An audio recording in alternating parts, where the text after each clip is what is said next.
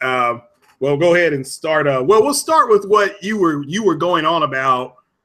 And well, the first thing, let's welcome everybody back that's going to come back. There's some stiff competition out there now. I know Rand Outdoors podcast is going on right now. So shout out to Rand Outdoor, the man with $1 million.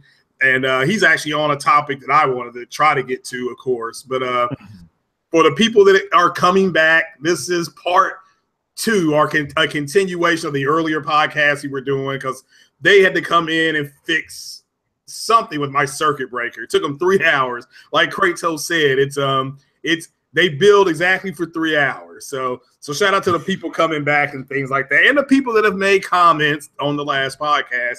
Thanks for all the feedback and things like that. Thanks for showing up. So, but here we go again. So we'll go ahead and start where we were. We'll get to that question that gentleman at Gaming Media asked too. Yeah. He asked about the PS5. Do I think they're going to use a Ryzen Vega or the next iteration after that, which is the Navi? Yeah. Yeah, and my thought to that, it depends on when they plan on rolling out this PS5. But I'll say, the way the Pro is going and the way the Slim is selling and the way that the games are constantly coming and they're kind of spread out, there is no rush for them to bring out the PS5 at all. It doesn't look like the Xbox One X is going to be any competition that's going to make their sales drop or anything like that. The Nintendo Switch is kind of doing its own thing. It's looking, it's gunning for the number 2 spot. So I think Sony's pretty good for another 3 to 4 years. And definitely in that time frame, the Navi will be ready. And I'm sure that Sony will go with that. Right now, I think Sony kind of knows they know how the field is going to be played for that time frame. They're looking to spread this generation out another, let's say a total of six years. So we're already sitting at year number 4 coming up in November. So I definitely think they can spread the Pro and the Xbox Slim over, another 2.5 years, especially with the bangers that they've been putting out with all the exclusives. And I don't know if you saw, Craig, but there's the Japan studio, Sony's Japan studio. These guys are they're talking about not just one game, but multiple games that they're working on right now. So Sony studios are not just a one-hitter quitter. These guys are working on 2 and 3 games at once. So that lineup for Sony to stretch is across generations. Yeah, I do think they've kind of reinvigorated the JRPG. I think that all of them got received with high praise. They made good money off of all of them. I know Persona 5 was universally loved, praised, so, and I haven't gotten to it yet. So was Nier Automata, which is on PC. And even Gravity Rush 2. And my girlfriend loved Gravity Rush 2. Never played any type of game like that. She just said she liked the character, so she enjoyed the hell out of that thing. But But yeah, let's get to I guess we can go ahead and finish off what we were saying. Now, I think the point me and Kratos are trying to make to everybody is, granted, I understand this is bare bones. A shout out to Widowmaker. He did say that, but you're looking at the fact that if they're loading stuff in and it's running 30 milliseconds, like Kratos said, 30 milliseconds is not that big a deal. But you would think with all this quote unquote power that we've been hearing about, something that's at 36 milliseconds should be down to 25 millisecond. It should be better on the Xbox X. Now, I don't have a problem with these specs at all. I'm not running it into the ground. I didn't understand this. To me, 38 milliseconds means it's running faster, but in computer talk, it's running slower. So that's why I'm kind of like confused. I'm thinking, all right, it's a 38, it should be faster. But I confirmed this when I went to the mall, and I said, if something's running at 30 milliseconds versus running 35, what's the better version of that? And the guy at the Apple store said, you always want a lower number. Yeah. So so and this is Apple. He didn't know nothing about anything I was talking about. Blah blah blah. I didn't I didn't go to the Microsoft store because according to Widowmaker, the people at the Microsoft store, they may not know what they're talking about, even though they work there. They work for the company. So yeah, when you're talking about latency, the lower the better. Obviously, the lower the number is the better. So yeah. Yeah, and understand that I have an Xbox One S, so I'm trying to find. I got to look at it. Here's the way I'm looking at it, and this is for the people that are going to come here. You got to give me a reason as an Xbox One owner to go out and buy this thing. And if we're looking at performance, roughly in the early stages, being either the same or close. And not as that's no reason to go get this thing. That's why I think you're seeing all these people online talking about what devs are saying, and it's going to be able to do this, and this, because they're trying to sell the console to themselves. They don't have to do that. Basically. I mean, as well as I know, Craig, Microsoft's biggest PR are the actual, the X-Men, the guys with the, that used to have the Scorpio logo, the M in their name and stuff like that. These are the guys that are trying to sell it to everybody else. Yeah. And so they're trying to basically tell you, this is why you need to upgrade and you need to get it. But when they're stating it, it doesn't seem like them themselves have been, it comes across as being desperate. And it's one of those things where a console should be able to sell itself. You don't need, all of this crazy stuff for it. You just put this stuff out here. Look at the Switch, arguably the weakest console this generation. Nintendo said, look, we don't care what you guys say. We don't care about this resolution, that. Take this damn thing and have a nice day. And guess what? You can't find this thing if you wanted to. It's flying off the store shelves. Nintendo you didn't have to see a ton of commercials on TV. It just sells itself. Yeah, there was no, this resolution, this processor, this and that. They just showed you a picture of Mario and and Splatoon, and that was it. And they obviously Zelda did it for them. So I mean, show people the games the console will sell. Yeah. Now let me ask you. Now this is about Cuphead. They've verified, they being the creators, are saying that there's going to be no PS4 version. It will be a Steam version, I guess a PC, and then an Xbox version. Now this is something that people have been screaming for. Where you got to create a game that people actually want to go and get.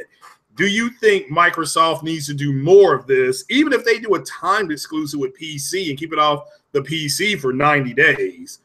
This is say here, if you want Cuphead right now, here it is, but you gotta have it, and you gotta be in the Xbox ecosystem. Yes and no. And this is the thing about it. Okay, Cuphead is not. Yeah, it's an indie title. I don't care if they threw some. I don't care what they say. It's an indie title, so that game would make more sense putting it on the Switch. I think it would probably sell more copies being on the Switch than on the Xbox. Right. The proof is going to be in the pudding. When this thing launch, how many people are actually going to buy it? Will this thing sell 3 and 4 and 5 million copies?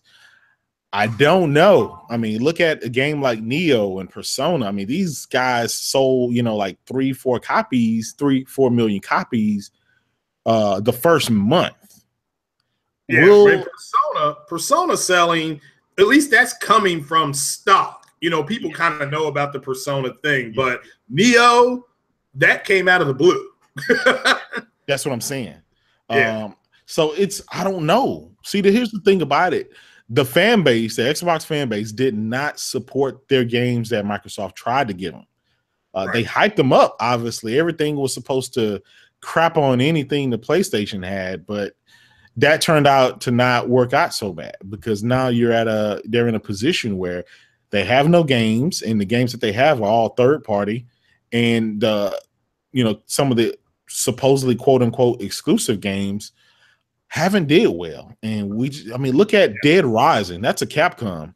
That's a third party game, made by Capcom that didn't sell. I think it sold like 200,000 copies. Oh, that's terrible. Yes. Is that physical and digital, or just that's physical, digital, and PC. Oh, that's horrible, Kratos. Yes, and this was just released in the latter part of the year, like November or December or something like that. So this is I'm not talking about 2 years ago. I'm talking about some months ago. So these guys are still not supporting their games when you think of it that way. But obviously the consistent games will be the Gears, the Halo, and the Forzas. So until these guys change their tactics and start buying games that are not Gears, Halo, and Forza, it's going to be hard for a developer to say, hey, we're only going to put our games only on your platform. Now, the proof is in the pudding. If Cuphead does not sell the copies that it should, either Microsoft will probably have to pay them the balance of what they need. Maybe there's a quota. Hey, you have to sell 1 million copies, or if not, you have to buy us out of that contract, or it becomes time exclusive. So we have the right to sell this game on another platform. We don't know. Yeah. Now let me ask you. I didn't know this because a lot of stuff got announced at E3, but everybody was so caught up in the games. Scorpio was showing things like that. The Star Wars Battlefront 2, there's going to be a custom pro. Mm-hmm. Way the first one, but yeah. Now I'm just going to ask a general Star Wars question. Mm-hmm. What do you think the people who are Star Wars fans are going to buy? They're going to buy the one with the content and the customization, or are they going to buy the other one that's going to, for the most part, we don't know what it's going to be. I think we're going to get an announcement next week at D23 because they're going to show more Star Wars gameplay, the video game. At D23, we'll get some of Avengers talk, Black Panther talk, and we'll get some Star Wars Battlefront stuff too. This is for anybody that follows D23. But what do you think that the collectors are going to buy? The one with the content, or the one that may or may. I mean, I don't know what it's going to look like. So. I mean, come on. The thing about it is they got the marketing deal. It's going to be another console, another custom console. Even if you don't play the PlayStation, you're going to have guys that just buy it for the nostalgia of it and because they love Star Wars, and others are going to be collectors.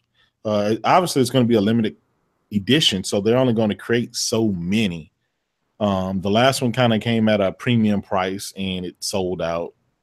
That's just a trend. So, whoever gets the themed content, and the first DLC and all that stuff, they tend to be the ones who sell the most. And that's just how it always is. So, yeah, let's say Star Wars Battlefront runs at 4K 60. I'm just throwing this out there, 4K 60 on the X. And it runs at, 4K, checkerboard 60 on the Pro. Nobody's really going to care. I think Digital Foundry has already put that to bed. They already said that, you can't tell the difference. But that's a good arguing point for the Xbox guys. But at the same time, there's going to be a lot of Sony guys holding up their custom themed console, laughing and pointing on the other side, And I'm just being truthful, I'm just being truthful. I know. Yeah, I don't disagree with what you're saying. Yeah, I just don't I don't see if you're a collector because there were people down at the Star Wars thing they just had with the PlayStation 4 with the Darth Vader in the box, trying to get the actors to autograph it. Mm-hmm. Again, they never took it out of the box; they just collected it. They bought one, and that's I said to people before that the comic book stuff, the movie people and the gamers, you all, especially because Sony has a deal with the Star Wars thing, and they had a deal with Spider-Man with Marvel, you're all going to be crossing paths against each other. Mm-hmm. You're going to run each other in the chats, and I've tried to give them some more, some more things to go to. This WWG.com, this is a comic book website. It's the one that broke the Star Wars console. Now, it may have been, I think it was announced, it may or may not have been announced at E3, but in case it wasn't, that's where I went and found that out. So this is for the people in the chat. So, oh my goodness, Trey BK calling me the Viagra voice of YouTube. Okay. I know. So I'm the Alzheimer's voice of YouTube. I can't remember stuff. But our point, I think, on the Xbox X, and again, we're not running it into the ground. This is for anybody out there. We're just trying to figure out if I'm looking at it as far as performance wise. We already know graphically it's going to be better it's going to look better than the Xbox S. And I already have the 4K TV, but if I'm not getting a huge performance bump, and my TV already does the upscaling, dynamically on the Xbox One S with HDR. I got to look at why in the world am I going to go out and drop 5 bones? So, but and guess what? If I'm asking that question and I'm a gamer, then somebody else would say, well, if you're a gamer, you should buy it. And I'm like, no, I'm not. I'm a gamer, but I'm a consumer first, So yeah. Our gaming media wants us to tell him why we think it's Navi. Well, again, it's a prediction. It may not be. It may be Vega. Yeah, the only reason I said Navi, okay, is because Ryzen and Vega are available now. So you would think in 2 to 3 years, these guys would not pull a Xbox One X and put the same, CPU and GPU that you had from 4 years ago. That's the only reason I'm stating that. Could be wrong. There are rumblings that Sony may go back to NVIDIA and put NVIDIA dedicated GPU in there. So we just don't know. I just stated the Navi because, right now it doesn't look like the PS5 is going to drop within the next year or two. So that gives them more time to do whatever else they need to do. And so I just assume they're going to have the latest CPU and GPU when it's launched, 3 years from now. I mean, who knows? This thing may come out in 2020, 2021. I'm assuming it's going to be announced in 2020, but if they keep dropping games like Spider-Man, God of War, Days, they have a long bench of big juggernaut games. So they could literally stretch this generation out another 3 years. Hell, probably another 4. Think of it. The PlayStation 2 didn't stop selling until half the generation of the PlayStation 3. Yeah. So they had to cut supply of that. Yeah. It was still moving. Yeah. Yeah. Yeah. Somebody put Navi the Fairy. But I personally, because Vega, that's a GPU, isn't it? Or is that a CPU? I don't know. I haven't even looked into it that deep because I look at the pipeline and I'm like, I don't care about what's happening in 2020, 2021, especially when it comes to AMD and NVIDIA. Right now, I'm mostly worried about the CPUs because right now, we're about to hit that Moore's Law limit, and that's what we need to look at. We're already down to 10 nanometers and going to be hitting 8. Anything less than that, they're going to have to move to a whole different technology. So it's not going to be any more i86 instruction set. It's going to be something different, not quantum computing, because that still has a long way to go, but nobody knows right now, or at least they're not sharing to the rest of the world or the rest of the consumer base. Yeah, Savage Juger said that Vega and Navi are GPU. I'm gonna go with Vega because, like Krato said, it is available and it'll be a lot. I assume. Let me make that clear. I assume it will get cheaper in the next 30 to 35 months. So it may not. I don't know. The Ryzen CPU to me is that Avatar I use. So I'm probably about the close we're going to get to it. Unless somebody gets an Xbox X and then they open it up and they take it apart, they say, "Oh, it is a Ryzen," So, but because that's what we heard. So, but I personally, I just like the name Vega. So it's just plus that's one of the that's one of our closest neighbors, in the Milky Way is the Vega part of the galaxy. But yeah, now let me ask you about the what else was there? I was going to ask another question here. Okay, so we're both going to buy Assassin's Creed, right? Mm-hmm. Day one. Definitely. Do you think? All right, let me ask you this because Widowmaker's point about it being bare bones. Now, does that mean that it's not optimized yet, or when they start to optimize it, and this is a third-party developer. When they start, will everything slow down? Wait. First, his comment. Let's stop it. Okay, let's stop it. This is July right now. Okay, this game is dropping in a few months. Get out of here. There's nothing bare bones about that game. That game was probably running at something, definitely in the beta stages. But at that particular point in time, the base of the game and some of the fixings and all that stuff is there. They're just working on coding at this time. I can see if this game was going to release next year. But as I recall, Craig, isn't this game dropping like in October or something like that? When is this game dropping? Yeah, so it's dropping really soon. This is, I mean, this is July. Let's stop the bare bone talk. Now, when it comes to games like Anthem, I'd say yes, because that game was, obviously a very early slice of the game, and it's not going to be out for another 2 years. Sure, you can make that argument, but a game that's dropping in 2 to 3 months, nah, get out of here. It is what it is. It's going to be checkerboarded. It's going to run at 30 frames per second. They can do all the optimizations they want at the same time. It's going to run same frame, same resolution as the Pro, and there's just no arguing that. Yeah, and the developer and this is why because remember, I said, hey, I'm buying that game on the Xbox because I played I think the only Assassin's Creed that I played on the PlayStation was, I didn't even play Unity on the PlayStation. Oh no, or did I? I can't remember. No, I played the Unity on the PlayStation, so I can't remember. It's going back a while. But the last 2 or 3 Assassins, Black Flag, anything after Black Flag, Assassin's Creed, I played on the PlayStation.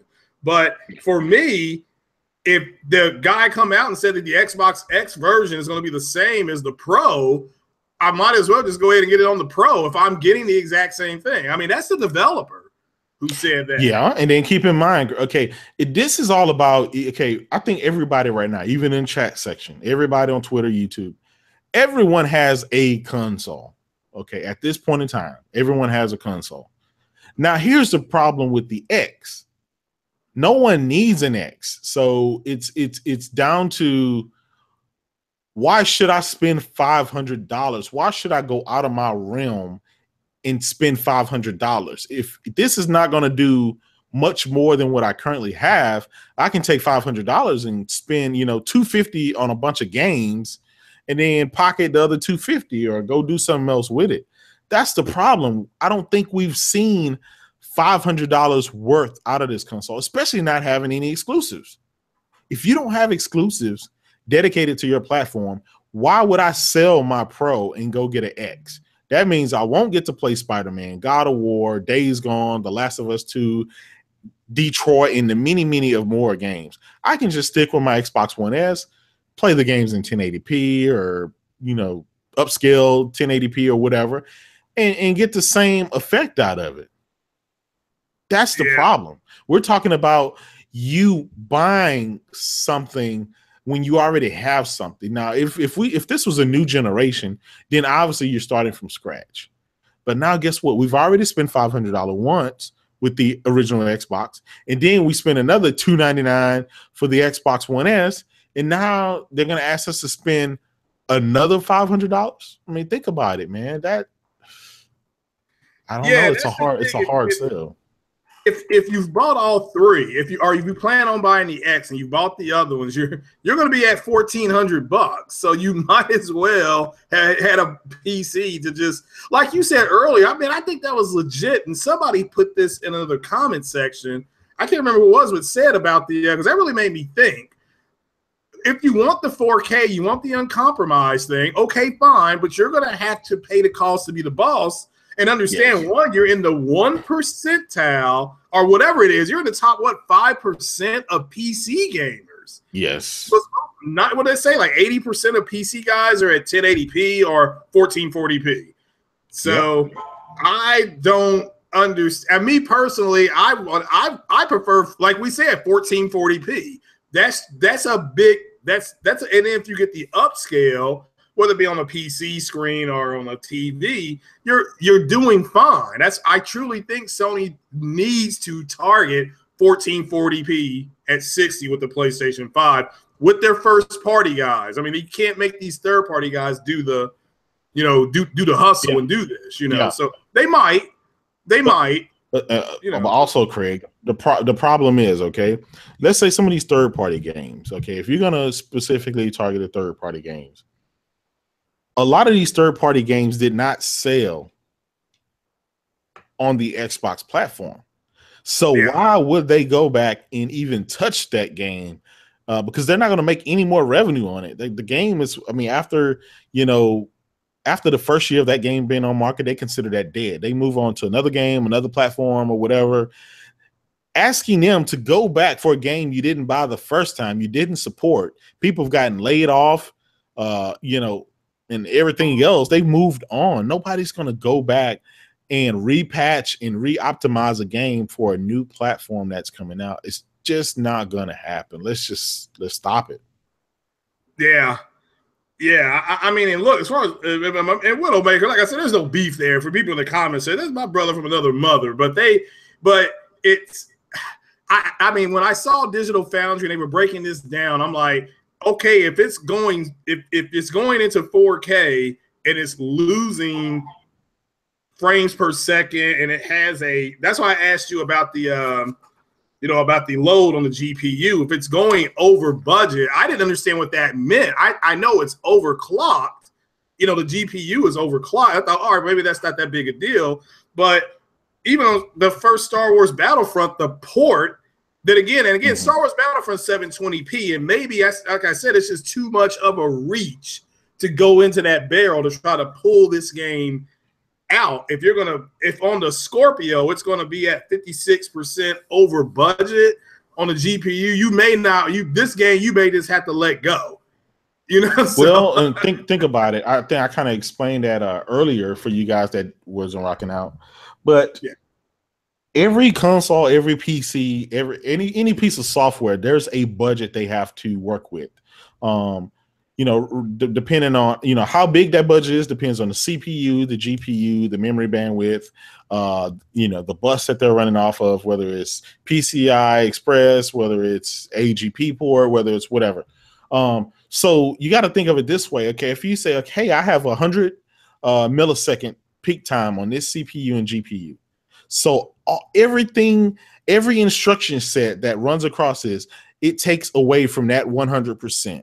So let's say I'm going to have 100 millisecond time a clock cycle in order for me to have this information to run efficiently and to run through. If not, my system's going to start stuttering. I'm going to get torn frames. It's just going to be really buggy and bad. It's going to be broken. So in order to, run this particular scene, let's say Assassin's Creed, you get the guy, he's at the top of the tower. Well, just to animate his clothing, that takes, let's say, 3 milliseconds to do that. And then you have another 6 milliseconds for, something else. The landscape, the other NPC characters, all of that takes time and clock cycles, and it takes from the milliseconds that you have. Some stuff is more important than other stuff.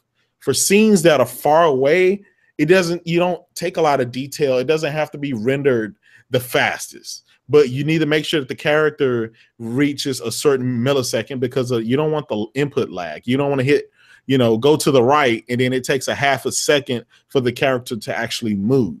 So all of this stuff ties into that. Yeah, let me ask you, they were supposed to be doing this stuff uncompromised.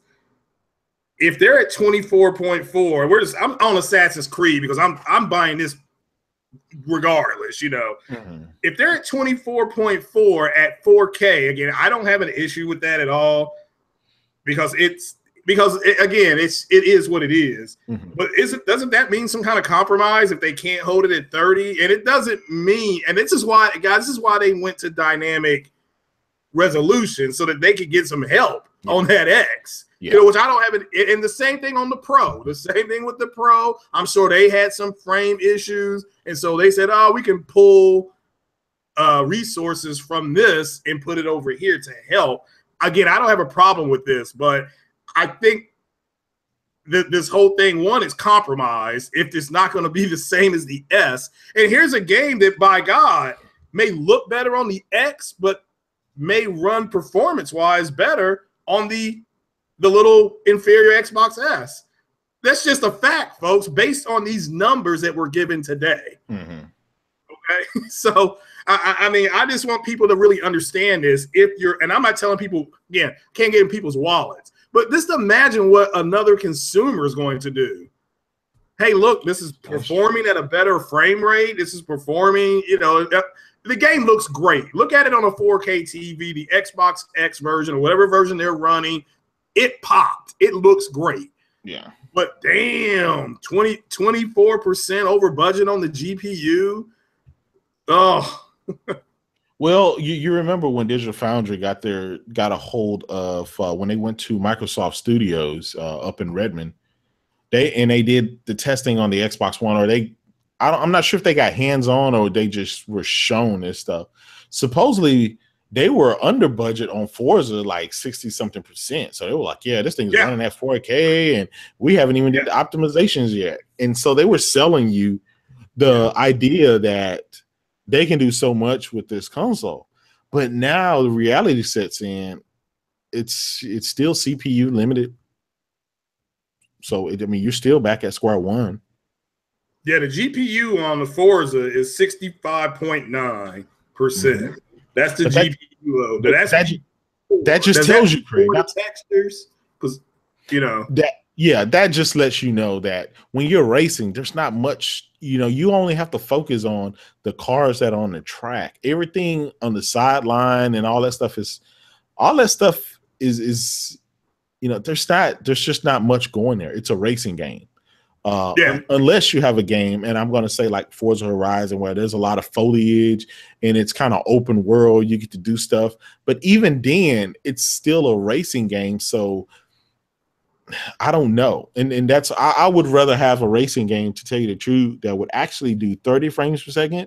But the details in the graphics, look at a game like Drive Club. Yeah. Say what you want about that game, but that game to this day is still the most graphical, astounding game there is. But that just shows you the trade-off. Trade-off. They rather do 30 frames and dial up all the bells and whistles, the weather, the dynamic day and night cycle. I mean, the graphics are almost photorealistic. But that game's gorgeous. Forza 3 ain't no joke either. This for everybody to know. It is 30 FPS, and that's been my whole point, is that everybody that I've talked to that's played both motorsports and the Forza Horizon series seems to like Forza Horizon more, and that's running at 30 frames per second. That's locked. It's a gorgeous game. It's fun to play. I still can't drive those cars very well, but it's fun to play, you know, and that's why we're playing. But go ahead and finish your comment where you were a few hours ago about the Xbox X being 1 terabyte and the games, that if you're going to be downloading these textures, which I don't know if you have an option to do this or not. I don't know. Maybe they say, do you want to load these 4K textures? Yes or no. But if you download the textures, no, it's been proven, Craig. They've already said whether you have a 1080p TV or not, those 4K textures are being downloaded with the game. Oh, okay. Yeah, regardless. Oh, really? I thought they could tell the that the 1080p owners didn't have to do it. Nope, it was already confirmed, and I'll send you that link again. But all right. And I get why they're trying to do it. They want everything to be uniform, and just in case you know, a person uploads or go out and buy, they want you to upgrade to a 4K TV. But the major problem with that is 1 terabyte is the new 500 gigabyte. It's just not enough. You can only, you know, 1 terabyte now, you can install like 3 games and your hard drive is full. You know, you install a game like Fallout, you install a game like Forza 7, that's 100 gigabyte. And then, you know, you have some replays. These guys are trying to do the whole 4K recording. They did a demo where they showed 5 minutes of recorded 4K footage equaled, I think it was close to 800 gigabytes. So that, guys, that 4K footage, uncompressed footage at that, is very expensive when it comes to hard drive space. So keep that in mind. So I think at minimum for $500, the Xbox One X should have came with 2 terabyte hard drive minimum. Remember, the elite version of the Xbox One came with 2 terabytes. So this day and time, I don't know. I don't know. It's a hard sell for me because day one, basically to use the features like the 4K recording, it's going to be required that you have an external hard drive. Right. Yeah, I that's my whole thing is that if and I'm just trying to figure out, and I'm just thinking out loud, if Forza is going to be 100, what's a game like Gears of War going to be? And this jives with yeah, shout out to Obi-Jan, by the way. This jives with what the guy at the Microsoft store told me last year when he said the games are going to be downloading 4K, and they're going to need more. It's going to have to be bigger than 1 terabyte. He told me that last year, and I'm thinking, oh well, I'm sure they'll fix this, So, well, you think of it this way: anybody that has an iPhone, iPhone 7. If you have an iPhone 7, it records in 4K. Okay, so set your phone to 4K, and then what you do is go around 5 minutes recording video footage and see how much space it utilizes. And that's with heavy compression. That's with really, really, really good compressed video footage. Now, uncompress that and see how big those files get. It's just, for those of you guys in photography and videography, firsthand that, SSD is required and, a big time space is required. That's just, it is what it is. Yeah. I just don't, man, I'm not disappointed in anything that's being said about this system. We're not tearing the system down. We're not running it into the ground. It's just not what you get the sense is not what a lot of people wanted it to be. It's exactly what I thought it was going to be. It's like the late, great Denny Green. The Bears are who we thought they were. This thing is what we thought it was going to be, Yeah. Yeah. But yes, Obi-Jan's right. Forza 7 looks stunning. I mean, it looked stunning. What I saw, the replays will look stunning. Mm-hmm. But you have to ask yourself, a majority of the people that are going to record in 4K, most people are still going to be watching it on a 1080p screen because that's what most people got.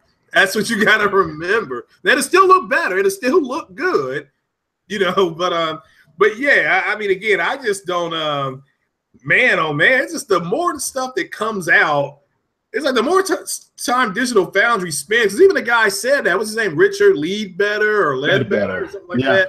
Yeah, he said, there were other things that were here that we just did not get a chance to look at because they had to do like a quick blitzkrieg of the system. But yeah, all this stuff was buried in the white paper. He said they just did not see it. Because they were so busy looking, because they had to do a review of it. And again, I want the thing to succeed. There was somebody in the comment section that said they thought they wanted it to fail. And I'm like, look, if they hit 17 million in 4 years, jeez, it's not failure. That's actually really good. And especially if that's a low number. If you want to compare it to Sony, you mean Xbox platform? They said by 2021 they want to be able to sell 16, 17 million Xbox X's. Yeah. Now that would put them up to a grand total of what Sony's got now. That's not going to happen. Come on, we got to be real about this. If it took these guys 4 years to get to 26 million, what makes you I'm just being real. If it took you 4 years to reach 26, 27, I'll give them 30. I'll give them a couple extra million. 30 million. It took you 4 years. Sony has averaged 20 million per year. Average. And that is beating the PS2, beating the Wii. That's far exceeding anything that has come before it. Nintendo said that they will be sitting right around 17 million by the end of the year, and they're already they're already obviously selling out. So as long as they keep stock on that thing, they'll probably hit it.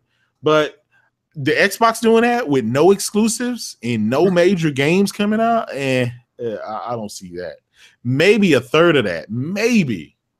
You know, I tell you what, after the first 6 months is going to be very telling with the Xbox One X, and that's because the original Xbox One had to have a price drop within the first 6 months in order to try to even gain some traction.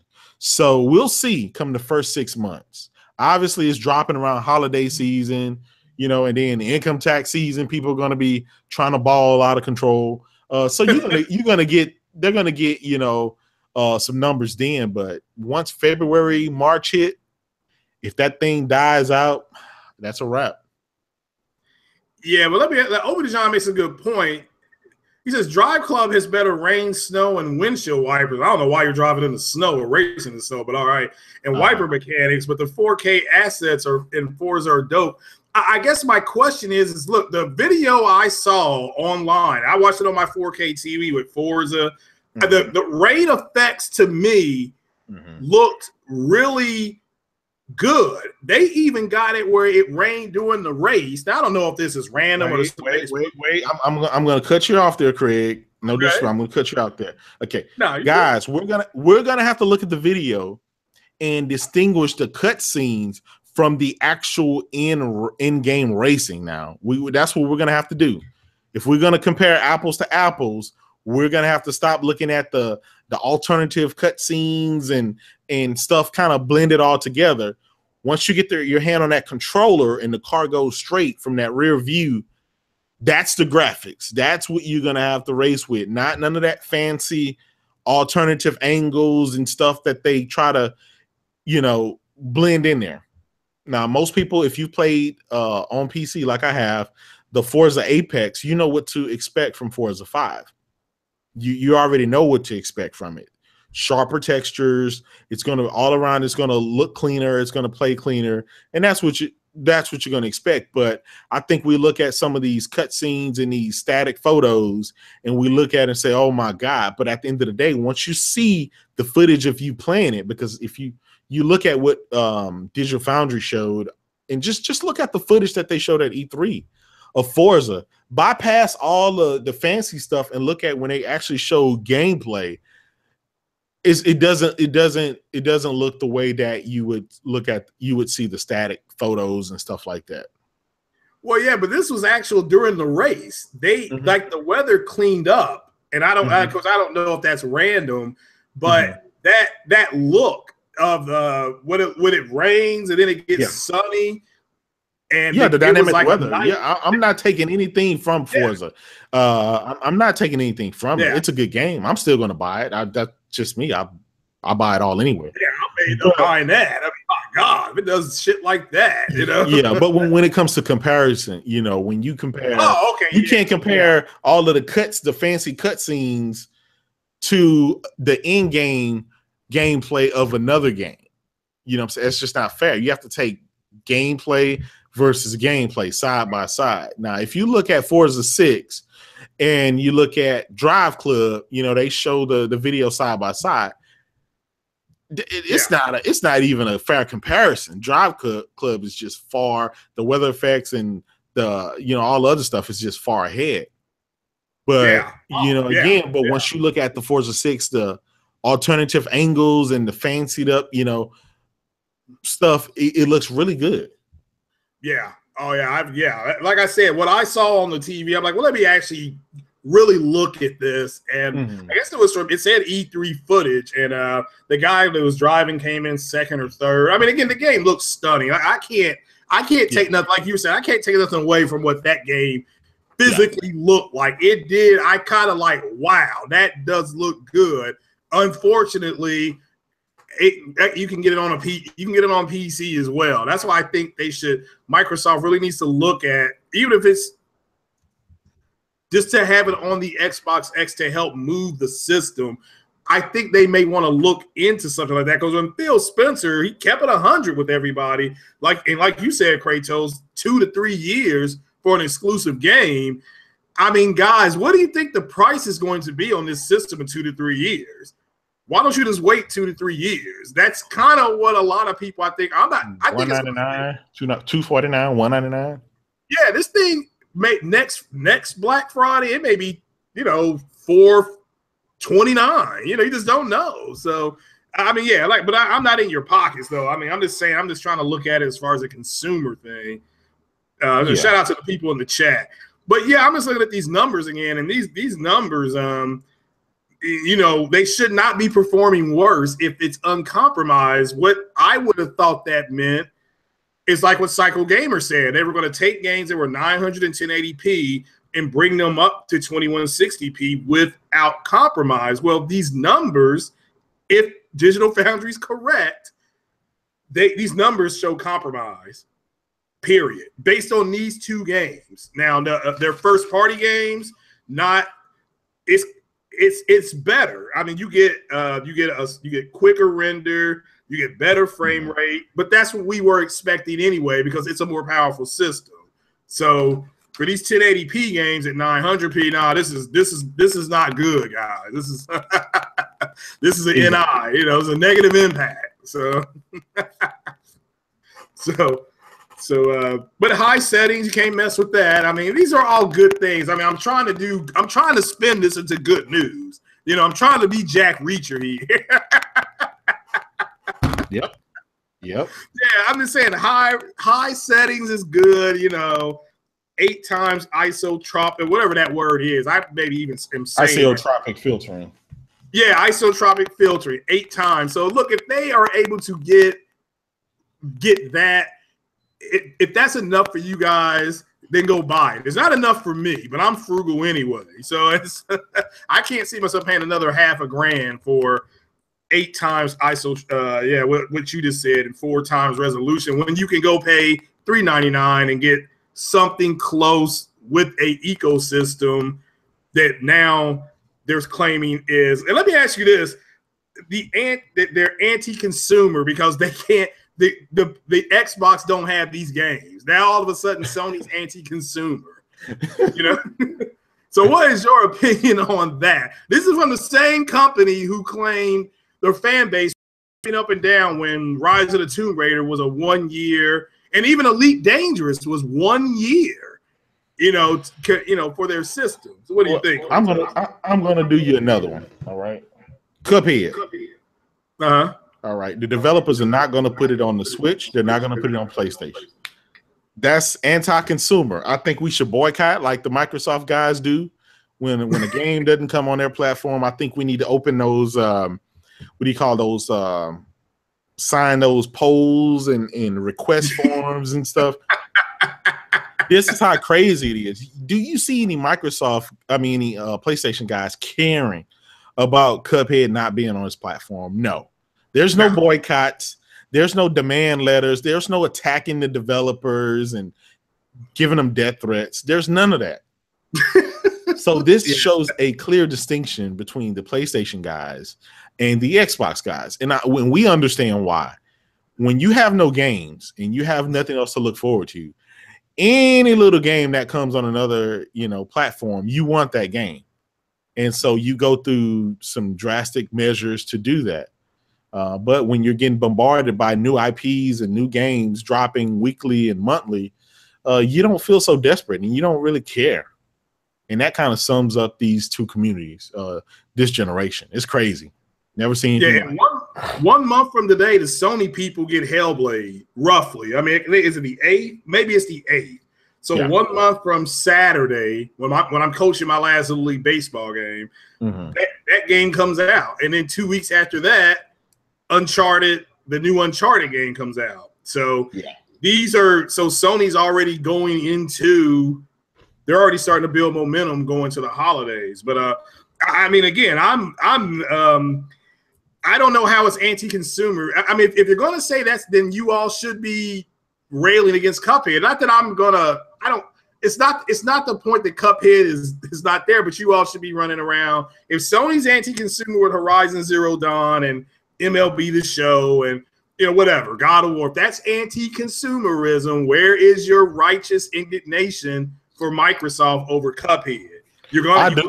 you can't play the flame both ways, guys. Okay? I'll do you one better. They're anti-consumer because they're not consumers.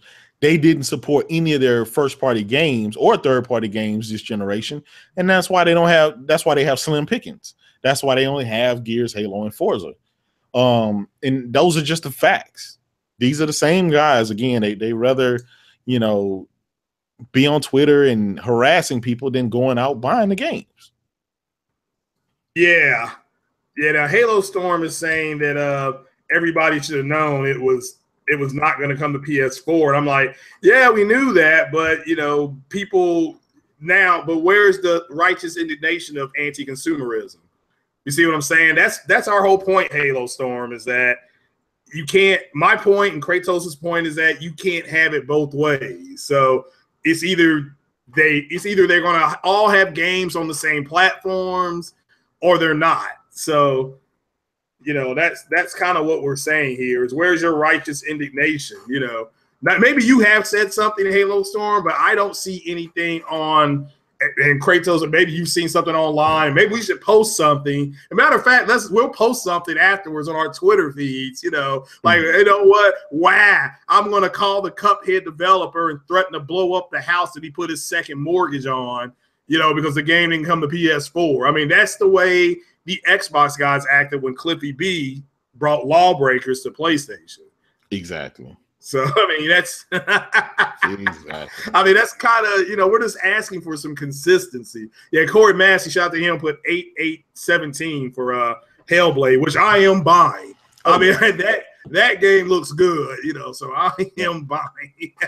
Let me ask you this, Craig. Why do you think there's no games like that? There's no, big graphical demanding games that show you photorealistic graphics and just show you what the power of the system can do. Why do you think that that Xbox don't have any games like that? They don't have the studios. I mean, they at the end of the 360 era, and a friend of mine worked at GameStop, he told me this. He said Microsoft was moving away from studios and they were buying content and marketing deals, and that's what they did. I mean, come on, the whole Call of Duty thing, all that, you went off the screen there. Oh, there we are.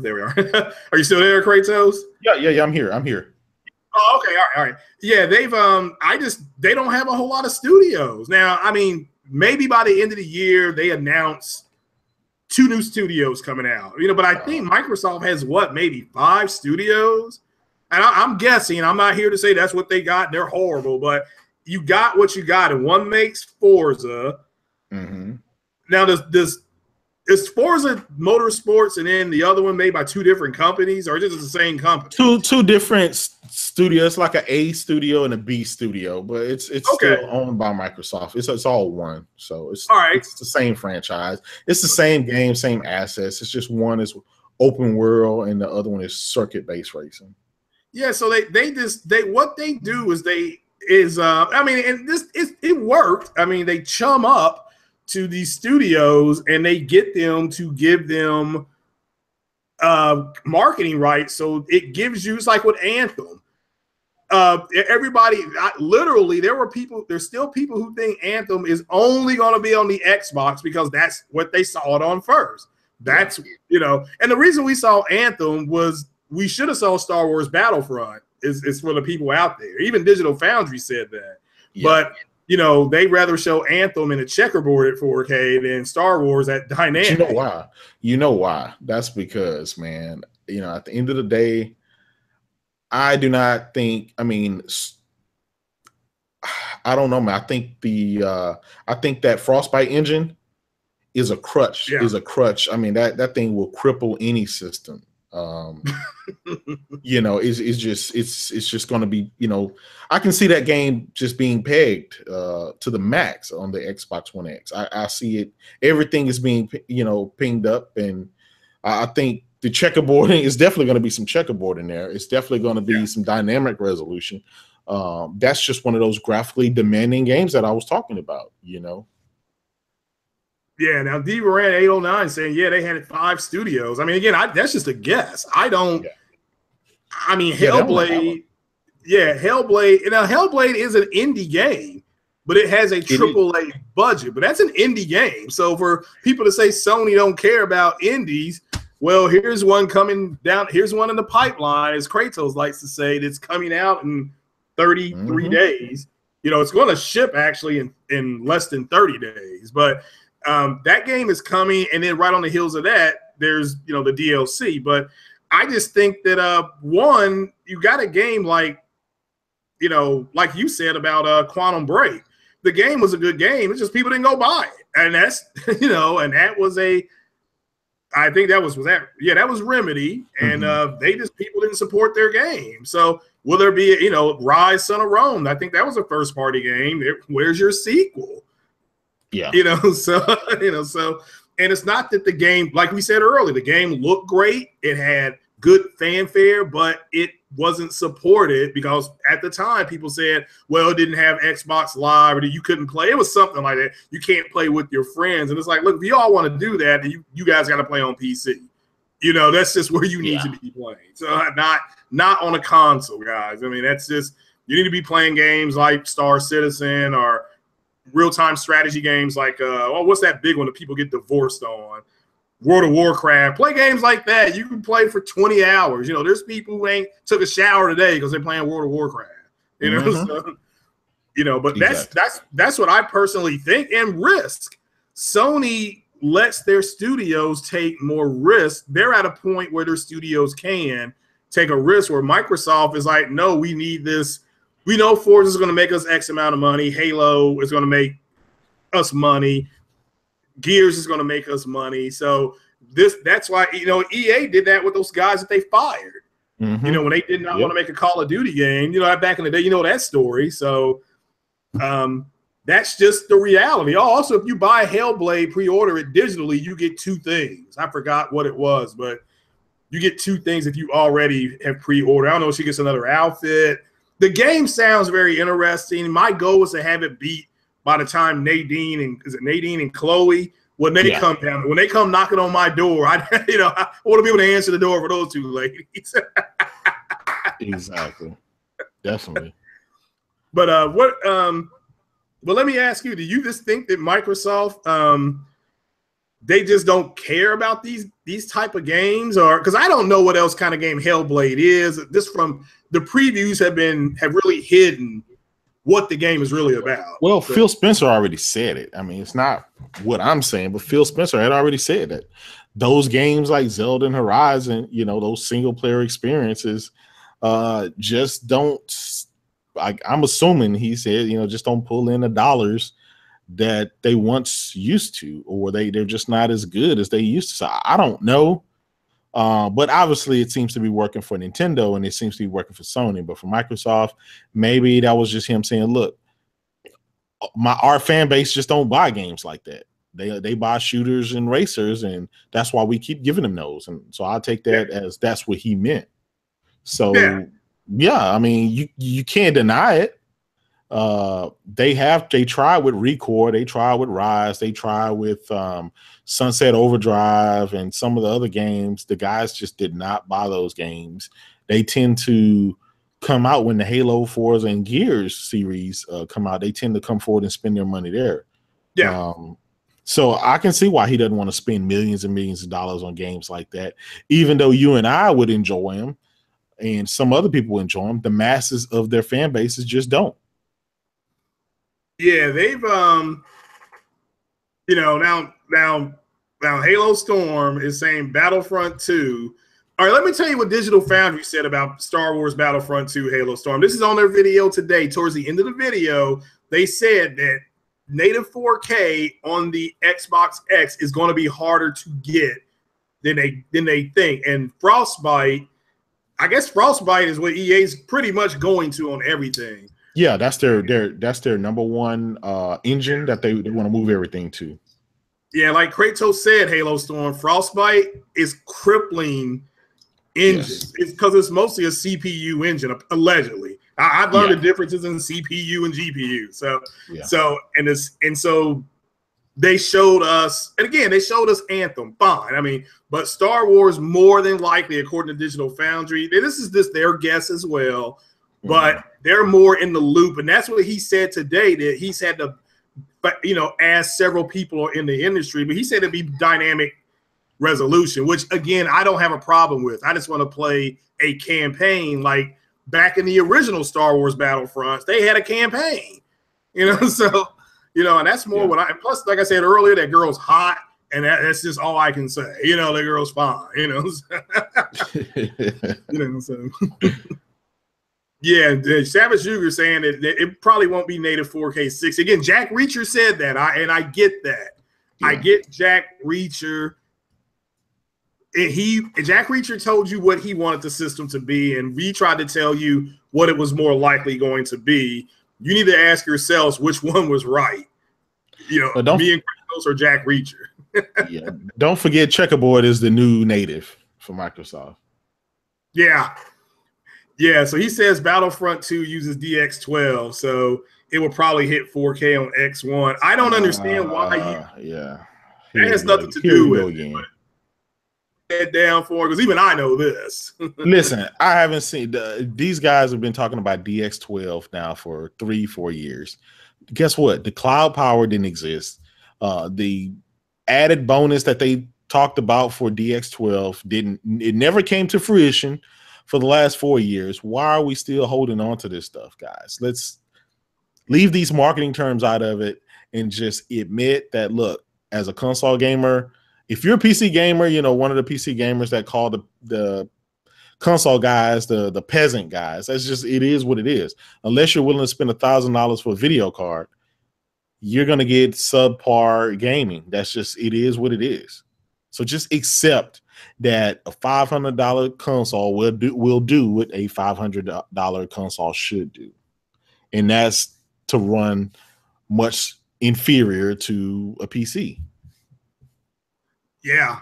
But the problem is that fan base had hyped up the Scorpio and the X to be the PC killer. That's when they made their biggest mistake. They didn't just, say, hey, it's going to be better than the Pro. They said, there's not going to be a need for, the PC. All the PC guys are going to have to sell their PCs and come to our platform, whatever. And now they have to eat crow. Yeah, like I said, I had some Sweet Baby Ray's, but I ran out of that. So that's good stuff. So and then I had to switch back to that basic one. What's it called? That craft one that costs like 88.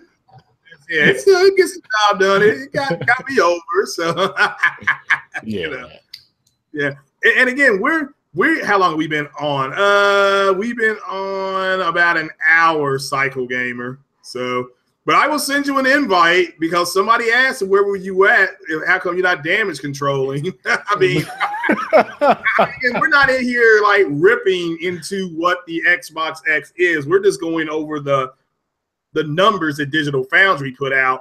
And apparently the whole uncompromised thing has been compromised because the numbers, because like Kratos said, I didn't understand these numbers because I would think, I do understand the frames per second thing, but I thought 41 milliseconds was better than 33, but apparently 33 is better. And Assassin's Creed on the Xbox S is rendering. Let me go back to my thing. Yeah, it's rendering better on the S than the X. That's the truth. I mean, we can't rip it. We're just reporting what Digital Foundry said. So, and it has a 100% on the Assassin's Creed now. Assassin's Creed, because this is the game we're both going to buy. We're definitely going to buy this. So this is why I'm stuck on it, And I'm still buying the game. I just decided to buy it on the Pro. I was going to do it anyway when the developer said it was going to be the same or virtually indiscernible. So I'm like, all right, I'll kind of go back toward the Pro for this game. But now I'm looking at these numbers and it runs better on the S. Hell, I may just buy it on the S. Because it's going to run better than it does on the X, And shout out to Widowmaker because he did say this is without the assets. So I don't know if them putting more 4K assets in or whatever. I don't know if that means it's going to slow things back down. but at 4K, it's running worse than it is in 1080p. That's compromise, which I don't care that it is, but it's disappointing. It's disappointing. I'm not mad. I'm disappointed. So we moved on to Star Wars Battlefront because Digital Foundry took a guess that it would be dynamic 4K and not native, which is, I think that's starting to seep into to Jack Reacher. I mean, this is about Jack Reacher. You know, this is not about because I have an Xbox, Kratos has an Xbox, Supersonic Wolf's got an Xbox. So it's not about us who had reasonable expectations of the system. This is for the guy who told us Vega Ryzen CPU and all the games are going to be 4K native 60. They're the ones, like Kratos said, is having a giant bag of crow thrown at them right now. So it is what it is. So, that's why I said I got sweet baby rays. But yeah, it's unfortunate. So yeah, Savage Sugar's still on the whole. Now he's trying to tell me about DX12, but it's just like, look, even I know Jack. Oh, come on, Halo Storm said Jack Reacher on the PlayStation Crumb side. It said it's me. How is it me? But I'm just telling you what they said this morning, Oh man. Oh man, that was worth it. Now Cycle's on his way home. So I'm trying to wait for him to get home, give him a few more minutes. But again, what happened earlier was we were on a roll earlier, and then they came to fix my circuit breaker box. So we had to leave and then come back. But we've gone over to Forza. It's been compromised, but it's been compromised for a good thing because these numbers on Forza make sense. 11 milliseconds rendering versus 13, a better frame rate. It's still at 60, but 91 FPS. That's damn good if they were able to just go open on it. And that's damn near 100 I mean, that's damn good, Yeah. And 65% GPU load. That's what I was expecting. Then we run into Gears. Gears gets a little bit better, but it's still a little bit better. Nevertheless, these are all good things. Where we start seeing issues with Recore, where the FPS and the milliseconds rendering is roughly the same. So that's bad. I mean, we got to look at it like that's not what we were expecting. So, and the GPU load is 69%. I'll go ahead. Yeah, you know what happened. It's the fan base kind of backed Microsoft into a corner. As I've always stated, the guys are backing Microsoft in a corner that they're not going to be able to come back from. And sure enough, once Digital Foundry came back home and told us the truth, they're using checkerboard, they're using dynamic and all kind of other techniques to try to hit, including upscale to get to 2160. And that's just, for a beast, it shouldn't have, had, and I just keep coming back to this point. Digital Foundry went to Microsoft Studio. Yeah. And they talked about this overhead, so much overhead, and this thing wasn't even breaking a sweat.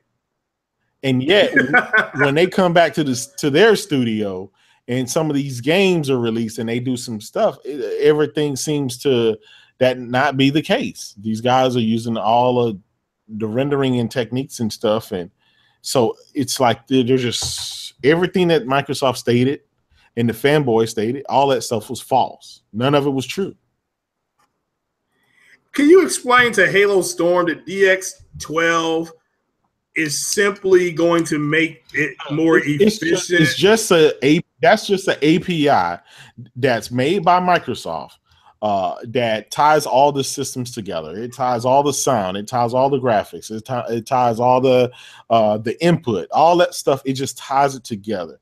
DX12 obviously is better than 11, which is better than 10, which is better than 9. DX12 was never going to do what you guys thought it was going to do. It made it more efficient for the PC, because you got to think about it. Okay, the console is already a closed platform. It's already as efficient as it ever going to get. It doesn't get any better than that. But on the PC, when you have millions of configurations, millions of processors and CPUs and GPUs that are from different manufacturers, different specs, it's a way to try to take some of that overhead and make it more seamless. But you guys are trying to apply PC standards to the console, and you not realizing it's not going to make that big of a difference. It hasn't. Remember when we first bought the Xbox One, it came with Windows 8. Okay, and then you guys cried about how when Windows 10 update released, it was going to make this big of a difference. It did. Windows 10 was released for the Xbox One. It did make a big difference. And then it was the ESRAM update. Oh, once we're going to have this ESRAM update, it's going to make this big of a difference. Guess what? They updated it. It did make a big difference. And then it was the whole DX12. Once we get DX12, it's going to make a big difference. It released. Guess what? You still have the 720p games and the, you know, and all the other crap. It just, none of this stuff makes a difference to the regular end user. It doesn't help your gaming experience. It doesn't. It's for the developers. And if the developers are not going to use it, and if they can't use it because the hardware is too hard to code for, or it's too weak to do anything, it is what it is. This is how you have, you know, the disparaging between the Battlefront 1, the Star Wars Battlefront 1, which is 900p on the PS4 and 720p on the Xbox. There was nothing they could have did that was going to make that game 900p or 1080p on the Xbox One. It had DX12. It had Windows 10 update. It had ESRAM update. There was nothing it could do. So let's stop this stuff. There is no magic that Microsoft can pull that's going to make a Jaguar CPU a Vega or a Ryzen or a Navi or with any of these other, you know, these i7s and i9s. It's just not going to happen. Just try to cope with your $400, $300, $200 console. Just try to cope with that and just enjoy it. But reaching, man, it makes you. So who reaching now? Goddammit. Man, everybody reaching, man. We just everybody reaching. I'm trying to find some kind of consolation for these guys who are reaching to just enjoy their Xbox or their PlayStation. Just enjoy it for what it is. It's never going to be that. You know, nobody. We can't do that, man. I don't need to end that. I know, man. It's just you know, it wouldn't be so bad, Cycle, but it's like every day is something new. Yeah, it's like pick one point and stick with it, and just stick with it. But every day is something else. True, that's true. First it was the 4K 60 uncompromised. Okay, then it's kind of backtracking from that. Well, it's 4K. Well, then you find out it's checkerboard and dynamic. Okay, well, I mean, with the we already talked about the uncompromised. Yeah, we like, did. We talked about that. Out of context. But come on. Look, I get it, but when you have Microsoft people in their videos stated, you know, when they state that, you know, as soon as it comes out of their mouth, it's stuck. Once it's on the internet, that's it. There's no going back from that. So that's You can't take stuff like that out of context, though. I mean, when they said 4K uncompromised, they didn't say 4K 60 uncompromised. But people just take stuff and just make their own words and their own meanings to shit like that. Like, so what do you think? What do you think 4K uncompromised meant? Do you think it meant checkerboard and dynamic? So I talked to them about it already. not them. I'm gonna say them, but an executive about it. Like, seriously, he came to my city and we actually talked and hung out. Okay. And I asked him about it. And I think I mentioned this on the last podcast I was in, but he was like, you know, we don't make PCs. We make consoles. So if we say we're going to take your game, let's say Forza, and we're going to make it 4K 60, a game that's 1080p 60, and make it 4K 60 without compromise, why would anybody think that we're talking about PC settings? Why would anybody think that? Because what he meant was, and this is what I already assumed, but I just asked him for confirmation. What I already assumed was they mean taking the regular Xbox One game that's 1080p 60 and making it 4K 60 without taking away any of the assets from that game. So the same graphics, the same as far as the graphics are concerned, the same graphics, the same cars on screen. Yeah. You won't get anything reduced. You're going to get that same game in 4K 60 without getting rid of anything, without compromising anything from the original version. Okay. I don't know okay. how. Well, that's get not okay. true. But you cleaned it up a lot, Cycle. You okay now? From your standpoint, okay, I can see that and I can take that. I can understand that. I'm cool with that. It's just I don't know, man. They kind of overhyped it, man. You had the executives with microchips in their mouths, and I mean they were really hyping this beast up, man. And then once Digital Foundry got a hold of it, and they tore the shit down, and then once you heard the word checkerboard and dynamic, and I'm like, hold up, if this was such a beast of a machine, you wouldn't even need checkerboard.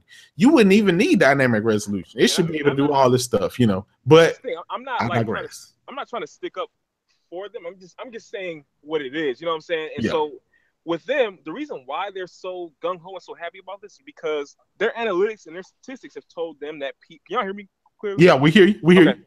Cool. So their analytics has been telling them straight, like, people want strong consoles, people want resolution, and so they have the best resolution now. And so this is what they think internally, because these companies, a lot of them don't really get in the community. They don't really get into it. Like, they know what's going on, but they don't really get into it that much. This is the first generation I know of that, executives are actually, on Twitter and actually getting into the community and seeing what they want. But they go by data, and this is what a lot of companies. This is what my company as well. Like, everybody goes by. These companies go by data, because one person can say one thing, 50 people can say one thing, 500 people can say one thing, but when you're selling to millions of people, you have to go by the data.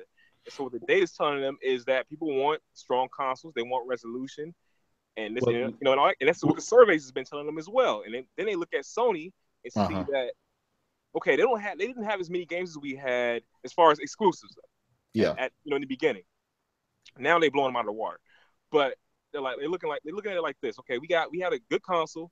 Everything ran well. You didn't have any overheating issues. We had a bunch of exclusives come out, and somehow Sony sold more than us. So they try to figure out why that happened, right? Yeah. And this is what I was saying in the last podcast was, this is what they probably realized is the marketing wasn't on point. Their messaging was wrong. Obviously, the price was wrong, and also the power was wrong. The power difference was wrong. And so they're looking. I was going to say, Cycle, not to interrupt you, bro. Let me ask you this about what Digital Foundry said today. Okay. If what you said about it being uncompromised, the Xbox S version of Assassin's Creed is rendering at 30 FPS. Okay. Now, on the Xbox X, the same game is rendering at 24 FPS. It's the same game. Okay. So now it's dynamic resolution, which will bump it up. I'm sure it will. But that's a compromise. Don't you think that's a compromise from frame rate? If the game comes out and it's 24 frames per second, while the Xbox One S is running 30 frames per second, yes, that's a compromise. But you got to realize, though, I can see why. That's why, like Craig said, that's why they have to use dynamic resolution, because in those tough scenes, it does go below 30 frames per second. And, that's just what it is. It is what it is. And the PlayStation may do the same. We don't know. But, at the same time is, when you talk about a beast, you got to realize too, Cycle, you have to kind of put it out there too. The Microsoft guys, and not just the fan base, but the executives, have made it seem like what the Pro was doing is fake 4K and is subpar to what they could accomplish, with the Scorpio. And then when you turn around and finally get close to releasing the platform and you finally unveil it truly, it's doing the same shit that the Pro is doing. And that's a little bit more. It's like, hold up. You've been shitting on the Pro for like 8 months, and then you come out with a console that's doing the same, using the same techniques. It's like that's disingenuous. Would you take that same approach with what was going on before the Pro and before the Scorpio was announced? Because if you're going by the logic of they're doing the same thing, that's been happening all generation. Not really. It's not the same. If you have a platform, right? Okay, let's say we're just going to use the OG PS4 and the OG Xbox One. Yep. If you have a consistent set of games that are running on the same platform, these same two platforms, and it consistently across the board runs better on one platform than the other. That's not a lie. That's facts. Okay. Well, so that's just what that is. So then you move to the next upgrade. You have the Pro, and then you have the Scorpio. Well, the Pro came out, let's say 8 months ago. And ever since it launched, everyone's been complaining, oh, it's the same the dog shit Jaguar CPU and GPU and yada yada. It's the same stuff. It's compromised in so many levels. And then Microsoft comes out with this spec sheet, and it says 6 teraflops, 320 gigabytes of memory, 12 gigs of RAMs, and all of this other stuff. And it's just really making this Pro look bad. And then you all these X are out here doing all this crazy stuff, hyping this console up.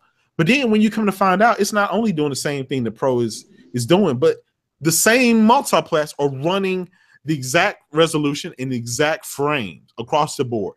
They haven't shown any difference from the Pro at all.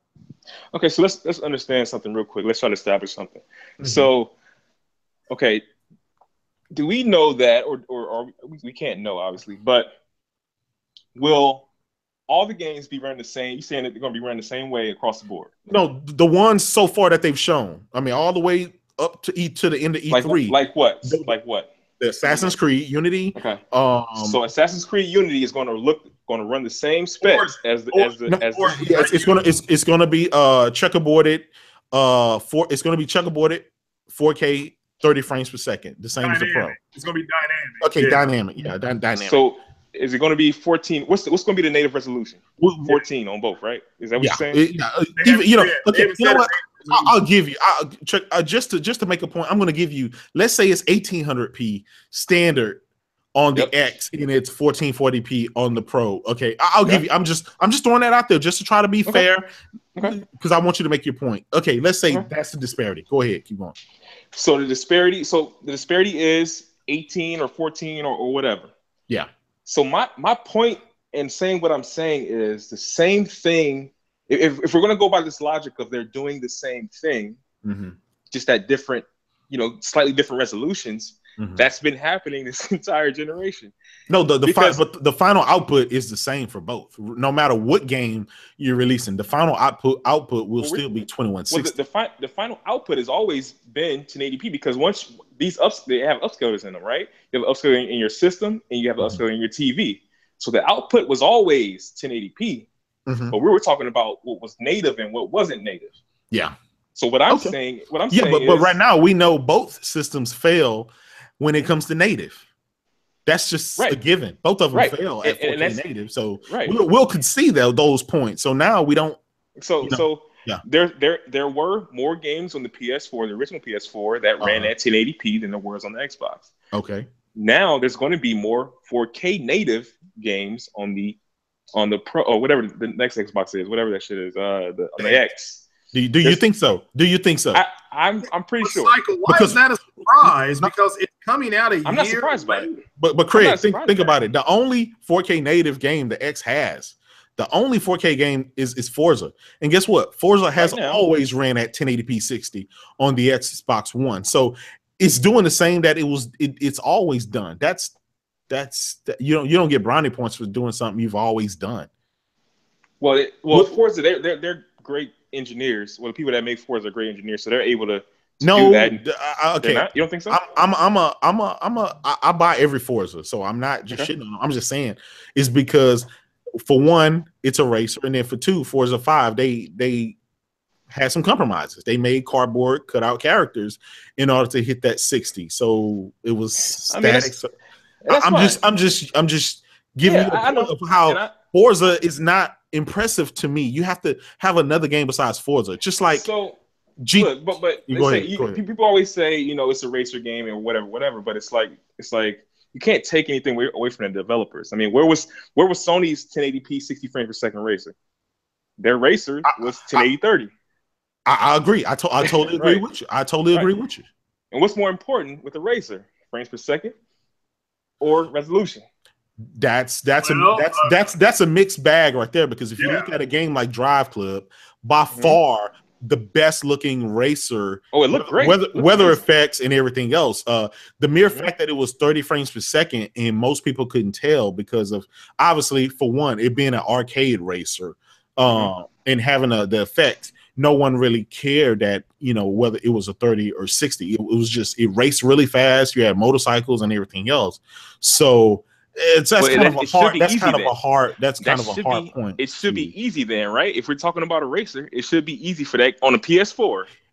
You know what? It should be easy to hit 1080p 60, shouldn't it? I agree. And you know why I agree? I agree because if you took away the weather effects, if you took away those just drop dead gorgeous graphics from it, you would probably end up something on par as a Forza. Right. Yeah, they compromise. But Cycle, just ask yourself another question. Forza Horizon is 30 FPS. Yeah, and but they had to make it a 30 frames. It's an open world game too. But that's the compromise. See, right. Drive Club is 30. You're 100% correct. But they have the weather effects they're basically saying we're at 30, but we have. I mean, I don't know why you're driving in the snow, but the photorealistic graphics. The game looks great. Snow, we have everything. The motorcycles, it's ridiculous. Bar none, the best graphical fidelity racer ever released. That's true. In a world of Cars, that was 60. I mean, now that was a multiplayer, that was a 60 FPS racing game on the PlayStation. But as far as exclusive, they don't have their exclusive racer is Gran Turismo. And we can even move on to Gran Turismo. I mean, do you think that game is going to run 4K native 60 frames per second? They've already said it's 1800p checkerboarded up. Okay, they've already said that. But when you look at the graphics in the details, again, it's all on how you choose to use the resources. It's how you choose. But you can't say. I mean, we're talking about racers here, and we're saying that it's easy to do a racer in certain resolutions, but you have to. It all boils down to the credit. It goes to the credit of the developers. I can't talk right now of the developers, because if you're looking at these two games, they're both racing simulators. But Forza's going to have 4K. One's a simcade and one's a simulator. Yeah, and look, Forza looks stunning. I mean, what I just saw on YouTube, I guess Saturday, when I looked at it, I said, I'm going to look at the E3 footage. And look, I said this earlier, Cycle. What I saw, I was like, wow, this looks stunning. But it doesn't move me to spend $5. That's all I said. My whole question on 4K uncompromised, throw out the 4K. If something is rendering slower, whether it be frames per second or rendering slower, we're talking about milliseconds. That's a compromise. That's my agree. And again, I'm still buying Assassin's Creed. I don't care about this. But like I said, as a black man on pyramids killing people, they've been waiting for this since I came out of the womb. 400 years. Look, I'm gonna say this. 400 years. I'm gonna say this. Now, if the game comes out based on what Microsoft said and based on what I was told, if Assassin's Creed comes out and it runs worse, whether that's frames per second or resolution, if it runs worse on the X than the One X, then yes, that's an issue. That's a lie, not a lie, but it's just not what they promised. Right? Well, it is if it's compromised. But at the end of the day, hold on, real quick. Okay, go ahead. But at the end of the day, though, okay. Wait, you're gonna make me lose my goddamn account. My damn free train of thought. But at the end of the day, like, fuck it. Go ahead. What was promised? I'll just ask you that question. No, they said uncompromised. What was promised? They said you're gonna get the same game uncompromised. Okay, so they built this X for all the old games that they have. I don't think they built it for all their old games. They just trying to look. Basically, what they was trying to do was just give people since people say they want resolution, they're trying to give them that console for what you asked for. Well, they did that. Well, they did it. They took them out of the 720p realm of gaming and they put them up in the upper echelon. But here's my point. Okay, is that enough? Is that enough for you, Psycho Gamer? For them to? I don't know. Is that enough for you? If there are more games that actually where the graphics are actually better, where like with Forza, I keep using Forza, but that it is what it is. Like with Forza, they're using 4K textures. So when you look at the windshield wipers and shit like that, I don't know if y'all noticed that, but the windshield wipers was moving, like the graphics were actually better. Yeah, I have Forza Apex on the PC. Okay. So the graphics were actually better on, you know, if they have more games like that, then yeah. And if I had the money, I'll do it. And if I had a TV, I'll do it. Do you currently have a PlayStation 4 Pro? No, I just got the regular one. Yeah. Okay. Now I was just wondering. I want to see, were you 4K gaming already? And nope. The difference between what you have on your current TV. Do you think it's really worth that boost? I didn't really see much of a difference between the Xbox One, the regular Xbox One games and the PS4 as far as the multiplats. As far as the exclusives, PlayStation is way ahead on that. Yeah. But as far as the multiplats, I didn't see much of a difference, and that was me fucking buying the same games and shit like that, being stupid, trying to see if there's a real difference, and I just didn't. I just didn't notice the difference. Not on my TV. So. Yeah. And as a PC gamer, I have obviously 4K monitors. I have VR. Mm-hmm. One thing about it is, once the Pro came out, well, no, I take that back. This generation, when the Xbox One and the PlayStation 4 came out, I was pleasantly surprised at the fidelity of graphics that I was getting out of console. And I was like, man, you know what? I can now make a comfortable move to play my PC less and to play more on a console without having to worry about games just being far inferior. It really stepped the game up between the PC and the console. And so that really, had me encouraged, and that's why I was really excited. And then the Pro came out, and it enhanced the even better. Obviously, there's compromises, I can tell, but going from the 4K on the PC to the Pro is becoming lesser and lesser. So I can see the next generation there being a point where there's really no reason for a guy to actually build up a dedicated PC if he's willing to compromise on some things. If he's willing to not have the antioscopic filtering and all the AA stuff turned sky high, you can save some money. Spend $500 and get you a 4K console and play 4K 60, probably uncompromised or lesser compromised next generation. Yeah. Okay. Well, somebody. All right, I'm going back to the last video we did. Can you all hear me? Okay. Yeah, we hear you. All right. Now, somebody named Sergeant N.O. Ryder is saying Digital Foundry is comparing Forza running at 1080p on the 1S versus 4K on the 1X. So it's rendering, it's 13 milliseconds to render 1080p/60 versus 11 to render 4K. It says we misunderstood the whole video. The 1X was rendering 4 times the pixels in less time than it took. But it's the time taken. How can that be a small upgrade? The upgrade is in the performance. I typed this in. The upgrade is, my question was, what, Kratos?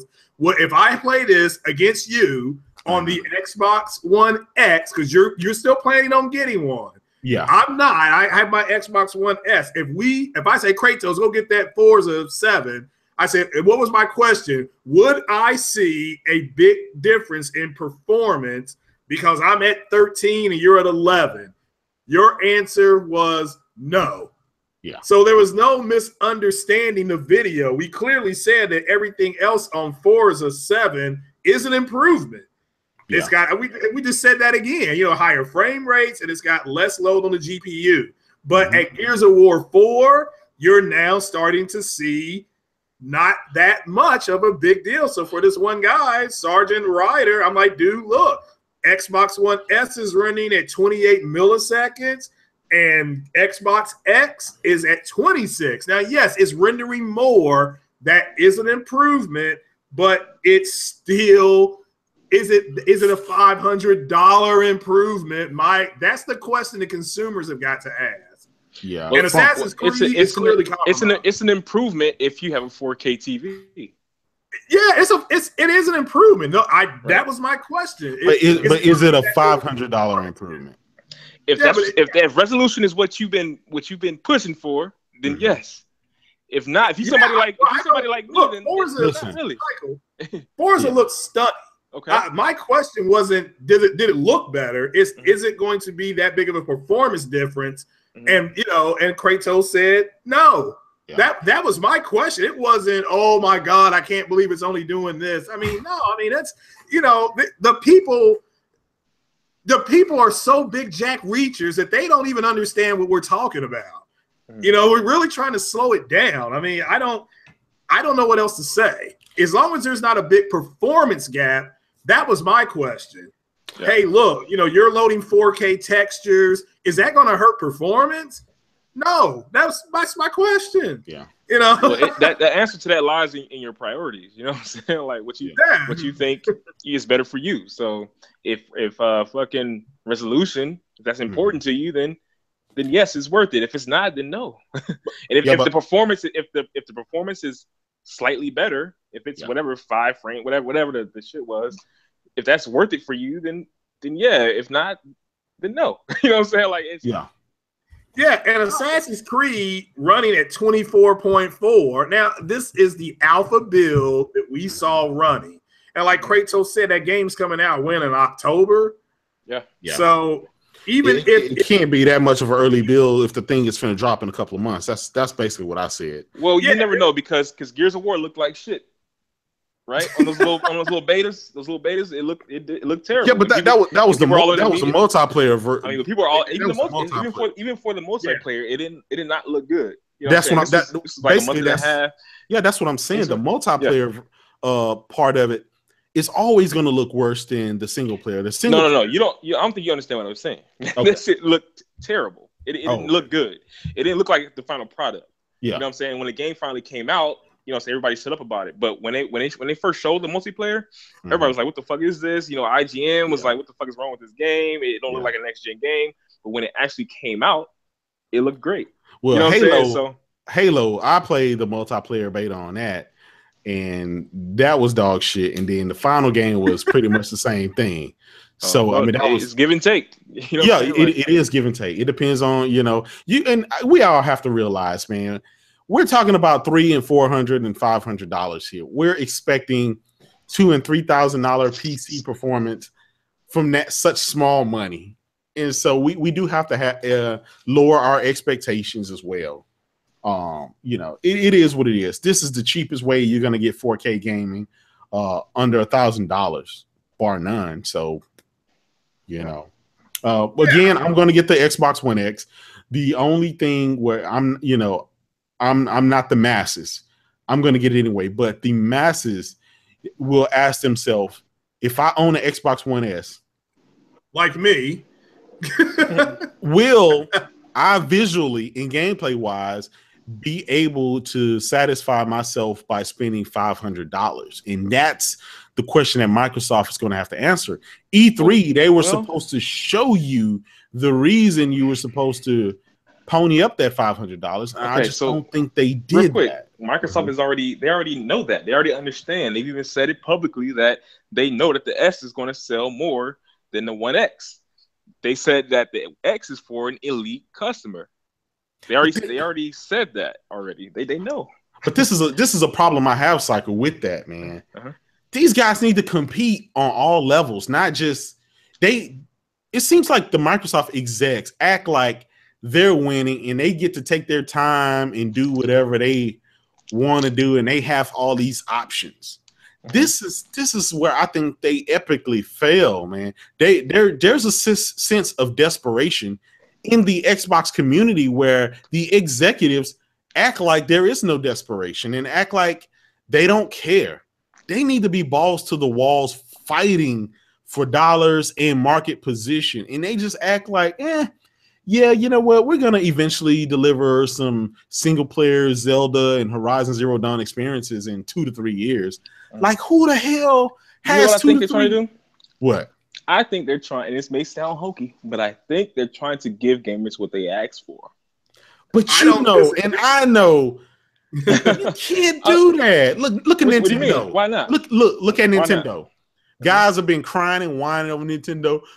We want you to compete with Sony and PlayStation. The system needs to be so powerful and this and that. And they say, we don't care what you want. We're going to give you a Switch, and you take it and you enjoy it. And guess what? That shit is flying off the shelves. They don't. Now, we know damn well Microsoft. Look at the Apple. Look at the Apple iPhone. People cry and scream, oh, they're so far behind Samsung and this and that. And they released the iPhone 7, and people standing outside the lines for 2 days and for weeks just to get one.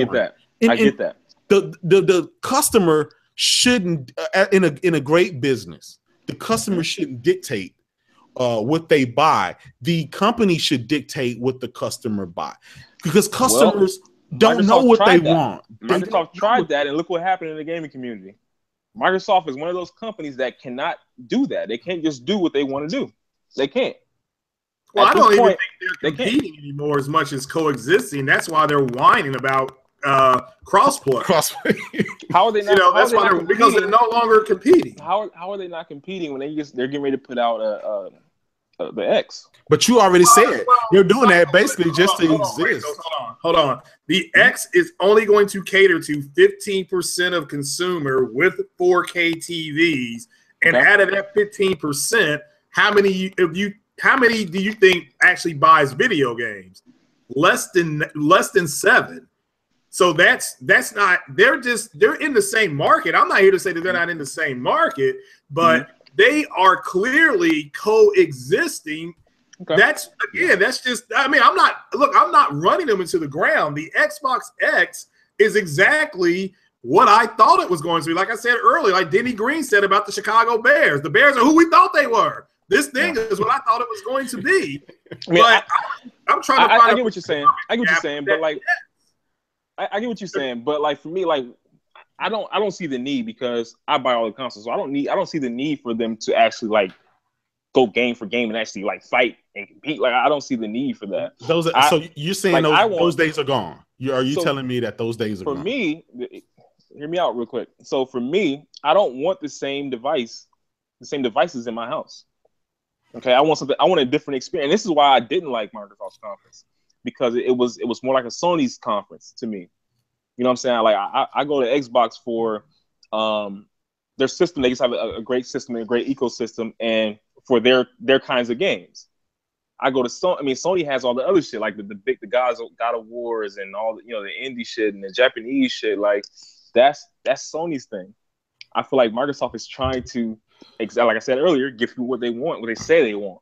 Not what they want, but they're trying to give people what they say they want. They want Microsoft to give them variety and stop doing this and stop doing that. So that's what they're doing. They want resolution. Microsoft is doing exactly what people said they want. Well, we all got to admit the games they showed, as far as people talking about them not embracing the indies and those type of games, they clearly have gone out of their way to make sure they get games like Code Vein and all stuff like that. That there's nothing wrong with that, but so that to me was the biggest gap between them and Sony. I mean, was it is that one of them had independent development. Of course, Sony has JRPGs, but at least they're trying. They're going to games. They're going to do Gamescom for Xbox S versus S. They're going to Tokyo Gaming Show. I have no idea what they're going to show. Maybe, who knows? Maybe they make some announcements if they're opening up studios in Japan. But so it's not like they're giving up. But I just think they've decided that you did see, even if they sell the 17 million that they sell, let's say they sell all 17, let's give them 20 million. They'll be at roughly 55 million at lifetime of this console. And I said, I still think they're going to hit. I told Kid Smooth, so shout out to him. I think they're going to be between 78 and 82 million on this console, which is, with Sony's going to hit 78 million by next year. June. They said at the end of the year. By into Q4, which would be next June or next wherever Q4 ends. But I'm just saying that I just personally feel that that's why they're bitching and moaning about crossplay. I mean, this is constant bitching from them. Like, look, Sony doesn't need crossplay, and you hear anti-consumerism. I mean, they just announced today that Cuphead will not come to PS4. Now, where's the righteous indignation of anti-consumerism? You see what I'm saying? It's Jack Reacher. You know what I'm say saying? that again. I'm sorry. Say that again. What about Cuphead? It's not coming to the PS4. Cuphead's not going to come to the PS4. I mean, my point is that there's this big push, at least online, about Sony being anti-consumer when Microsoft had Elite Dangerous for a year. Microsoft had Tomb Raider for a year. They had Dead Rising. So it's not that, but I'm just trying to figure out we're just trying to figure out a balance here. So in those situations, and I don't feel either way on.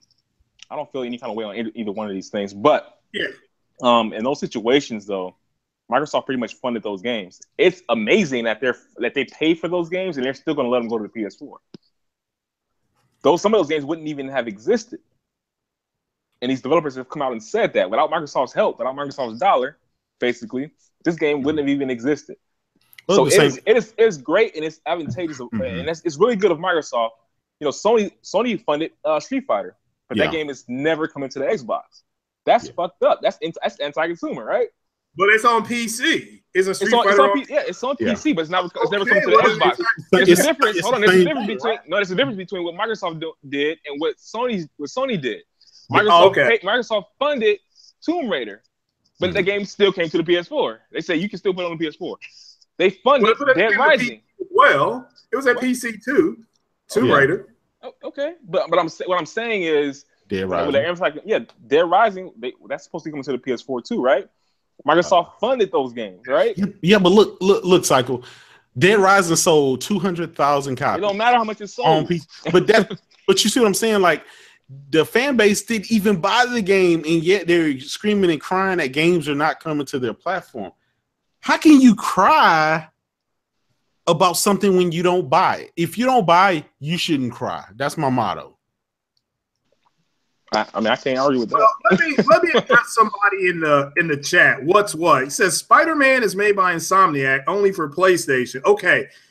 It's only made for Sony because Sony owns the Spider-Man everything. They own Spider-Man, they own Maximum Carnage, they own Venom, they own Jameson, they own Miles Morales. Anything having to do with Spider-Man, Sony owns that. Now, let me break this news to all of you that have Xboxes.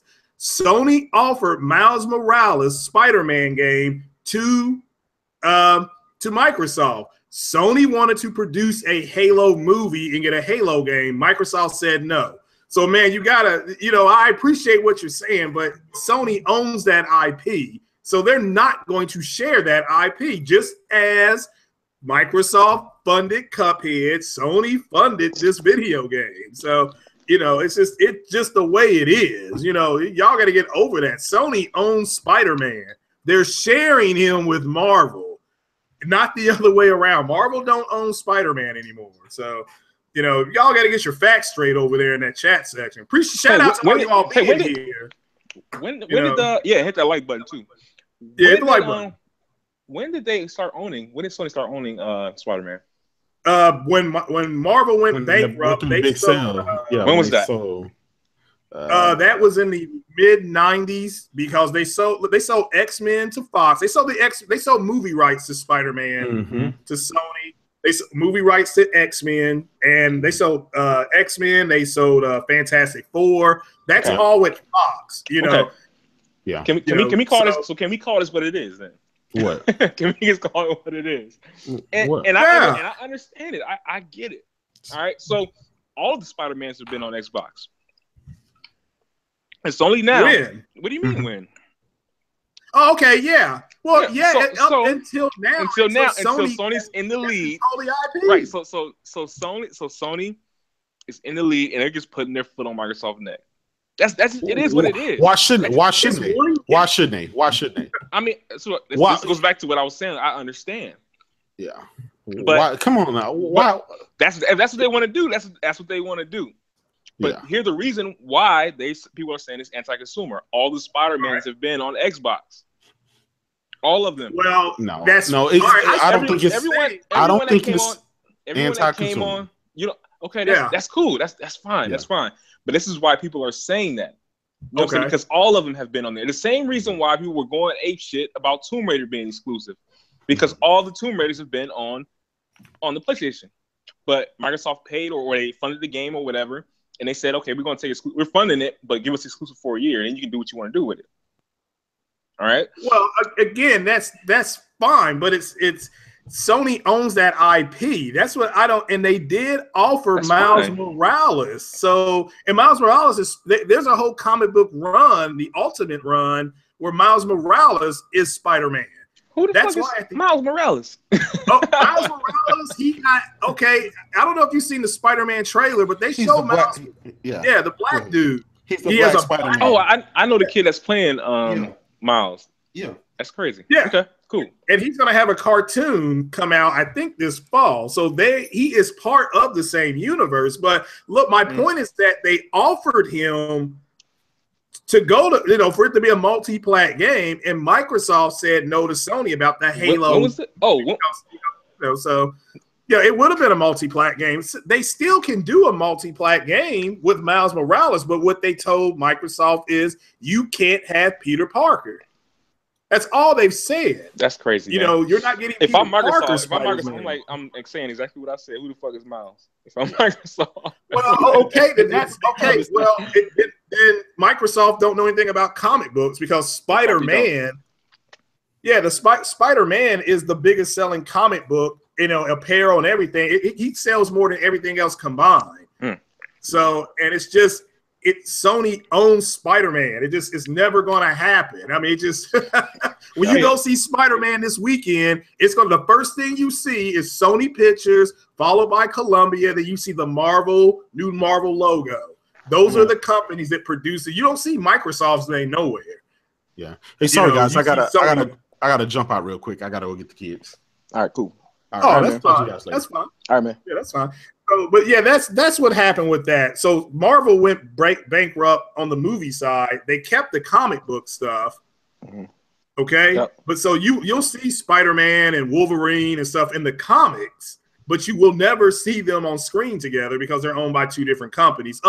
Unfortunately for us movie fans, so because I would like to see Weapon, X-23 and Spider-Man in a movie, and Daredevil is you have Daredevil and all that stuff. Agents of S.H.I.E.L.D. that's considered TV.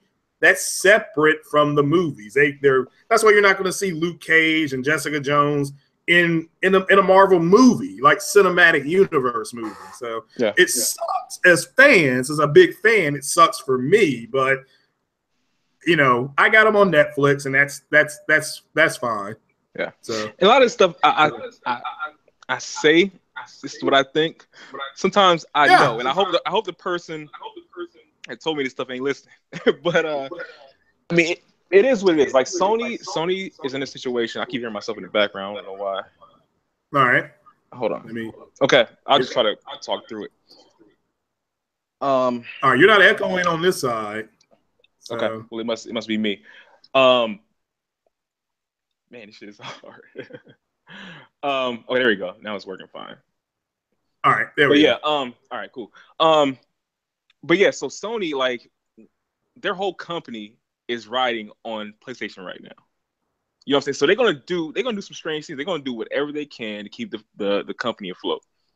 All right, and pretty much, like I said, PlayStation is like their bread and butter. That's what they're putting everything into that. All right, and Microsoft is like they're not. Xbox is another thing. Like their company doesn't ride off of Microsoft. Their company rides off Windows. And so they have a fucking Spider-Man, something that's a huge IP and that's going to do wonders for them. Why wouldn't they fucking just say, hey, no, we're keeping this to ourselves. This is our character or whatever. We're keeping this to ourselves. This is something you can only get on PlayStation. Why wouldn't they do that? Well, yeah, that's pretty much all it is. They've said, no, you can't have Peter Parker. There's a big difference. They're not saying you can't have Spider-Man. You're like, who is Miles Morales? You should read that run. It's actually a good run. But the kid that's going to play that character, she hit me up to him. I didn't think about it until you said the black guy. I was like, okay. Yeah, man. Yeah, he's Latino and black, and he's got some of Peter Parker's skill set too. He doesn't have all of it, But he's got a lot. But it's a good comic run. As a matter of fact, the guy in the movie that's playing Peter Parker's friend, the guy you see on the commercial, the kind of heavyset guy, he is pretty much the same guy that's in the Miles universe. They put him in there kind of to connect the two. But that's me going into a big sweaty moment. But my whole thing here has been the numbers based on Digital Foundry. I'm not, if somebody was like, I think he's in the chat now, bro, I wasn't trying to say that these are bad numbers. I am just simply saying if you have an Xbox One S and there's not that big of a performance drop in Forza and Gears, and there's not, looking at the numbers, there's not, then why would somebody get rid of their Xbox S to go get this thing if you're going to get virtually the same kind of performance? That's it. Yeah, graphically, okay. Now with Cycle saying if you're going to be driven by graphics, just understand, man, you're chasing a star because there's going to be something prettier in another 2 to 3 years, you know. But I mean, you can always say that something is always going to come out better. If you buy some new shoes, it's always going to be a better pair. If you buy a new computer, it's always going to be a better pair. When do you make that decision to purchase? Okay, now you. Hello. 7 renders 11 milliseconds on the Xbox X, 13 milliseconds on the Xbox One S. There's no representation. That is what it is. You know, all right, 1080p versus 4K rendering. It's still that doesn't really matter to me for the simple fact that it's still rendering at 11 milliseconds. Doesn't matter. It could be doing it at 520p. You know, this I'm looking at performance, not graphics. Okay. Yes, the fact that it's doing this in 11 seconds is a great technical achievement, but is it going to change my performance? Wait. I'm sorry. I'm a little confused. So, are we talking about how long it takes for them to render the game, or are we talking about the actual frames per second? Well, no, the frame rate was different. The Xbox One S at 1080p renders this game at 13 milliseconds, which is fine. I mean, nobody's complaining about what is that? What is that? I don't understand what that means. I'm a little ignorant to that, so I'm trying to understand what that means. To render the picture onto the screen, the latency won't be that bad. Oh, the latency. Okay. Yeah, that's actually damn good. 11 milliseconds for the Xbox X. What he's saying in the chat is that, well, it's rendering at 11 milliseconds at 4K. Okay, fine. That's not the question. The question is if you, Cycle Gamer, run out and get Forza 7 on the Xbox X, and you hit me up on Twitter and say, man, you got Forza 7, let's get in here and drive some laps. What if I'm racing against you and I don't have an Xbox One X, okay, I have the S, would there be a performance drop on my end because I don't have a more powerful system? And what I asked Kratos, and he said no. You're going to be roughly around the same time. I'm like, all right, that's it. That's all I was asking. Not, I know graphically and the way it's going to render, I get all that. It's the same with Gears of War. Now, Gears is only a 7% increase on milliseconds, and yes, it's rendering at 4K. I understand that. The frames per second are 35.7 on the original Xbox S and 38.5. I mean, these are fine. I mean, I'm not complaining about these numbers. I was more worried about performance because you could play Gears cross. I mean, you can play it on PC, and Kratos could play it on an X, and I could play it on an S. You know what I'm saying? We could all be playing together. Yeah. You know, so I don't think people. It was just like I just don't think people are buying it for the rendering, like milliseconds or whatever. I think people are buying it for the resolution and the actual graphics. Yeah, well, that's again. I was more about performance. That was would I get a performance drop? You know, with something when I get a pop in because I'm behind. That's it. That's it. Now, Assassin's Creed that is total compromise. That is rendering at you're talking about frames per second, 24.4. That's according to Digital Foundry, frames per second. Okay. So they went to dynamic resolution to help with the frames. That's it. That's not that big a deal to me. So he's saying the video was over my head. No, it's just it is what it is, bro. See, I didn't watch the it video, is so what I don't it know. is. Like, I've been enjoying the games I ain't played on the PS4, so I haven't really been listening too much. Yeah, what they were saying, yeah, and I don't care about these. No, I'm still gonna buy Assassin's Creed. I'll probably buy Forza. It's just that if I'm playing with a group of people on a different platform, am I going to get some type of performance issue? And the answer is probably not. Now, do I think that 24:4 at 4K is dog shit? Yeah, I do. I'm sorry. It's just, it is what it is. But I'm still buying the game. Like I said, it's a black man on pyramids. Been waiting 400 years for this game. So, so I don't care. Now it's 24% over budget on that GPU, and that's never a good thing. So, but it's not like they can do some things and fix it. So, but I like that. And again, that's why Kratos was here. Is it Sergeant O'Rider, whatever it is. So, he said, well, Digital Foundry said nothing but good things today. Fine. Nobody's complaining about what Digital Foundry said, so, it is what it is, and people just need to move on. So the numbers, okay, Sergeant O'Rider, when the game gets optimized, do you think these numbers are going to get better or worse?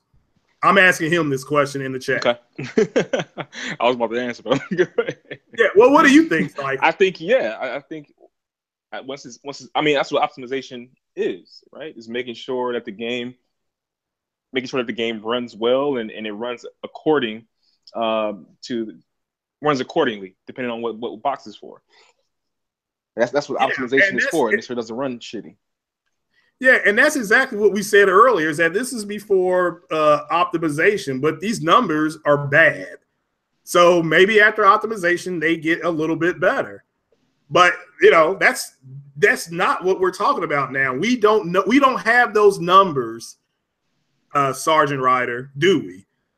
We don't have those numbers yet. After optimization numbers, we don't have them, do we, Cycle? That's not what Digital Foundry came out and said today. So here's your problem. All right, go ahead. Go ahead. No, I'm listening.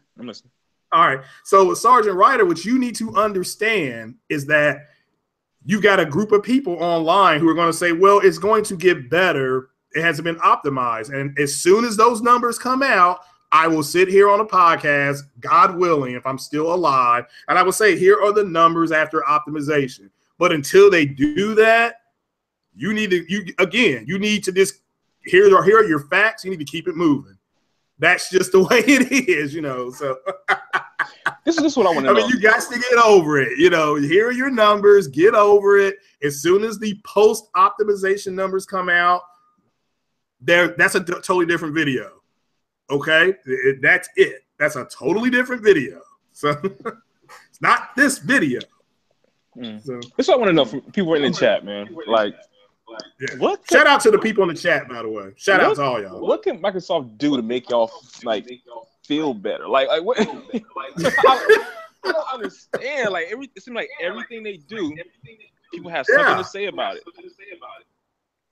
Yeah, I just don't understand. I agree with you, Cycle. It's almost like, because here's what they said. They said that they were going to do 4K gaming. They've brought that. Okay, they did that. It's not there. I did a video on this a couple days ago. It's not Microsoft's fault that you all believe Jack Reacher, who said 4K native 60 on every single game. Microsoft never said that. So true 4K to Microsoft means native, checkerboard, and dynamic. That's in black and white.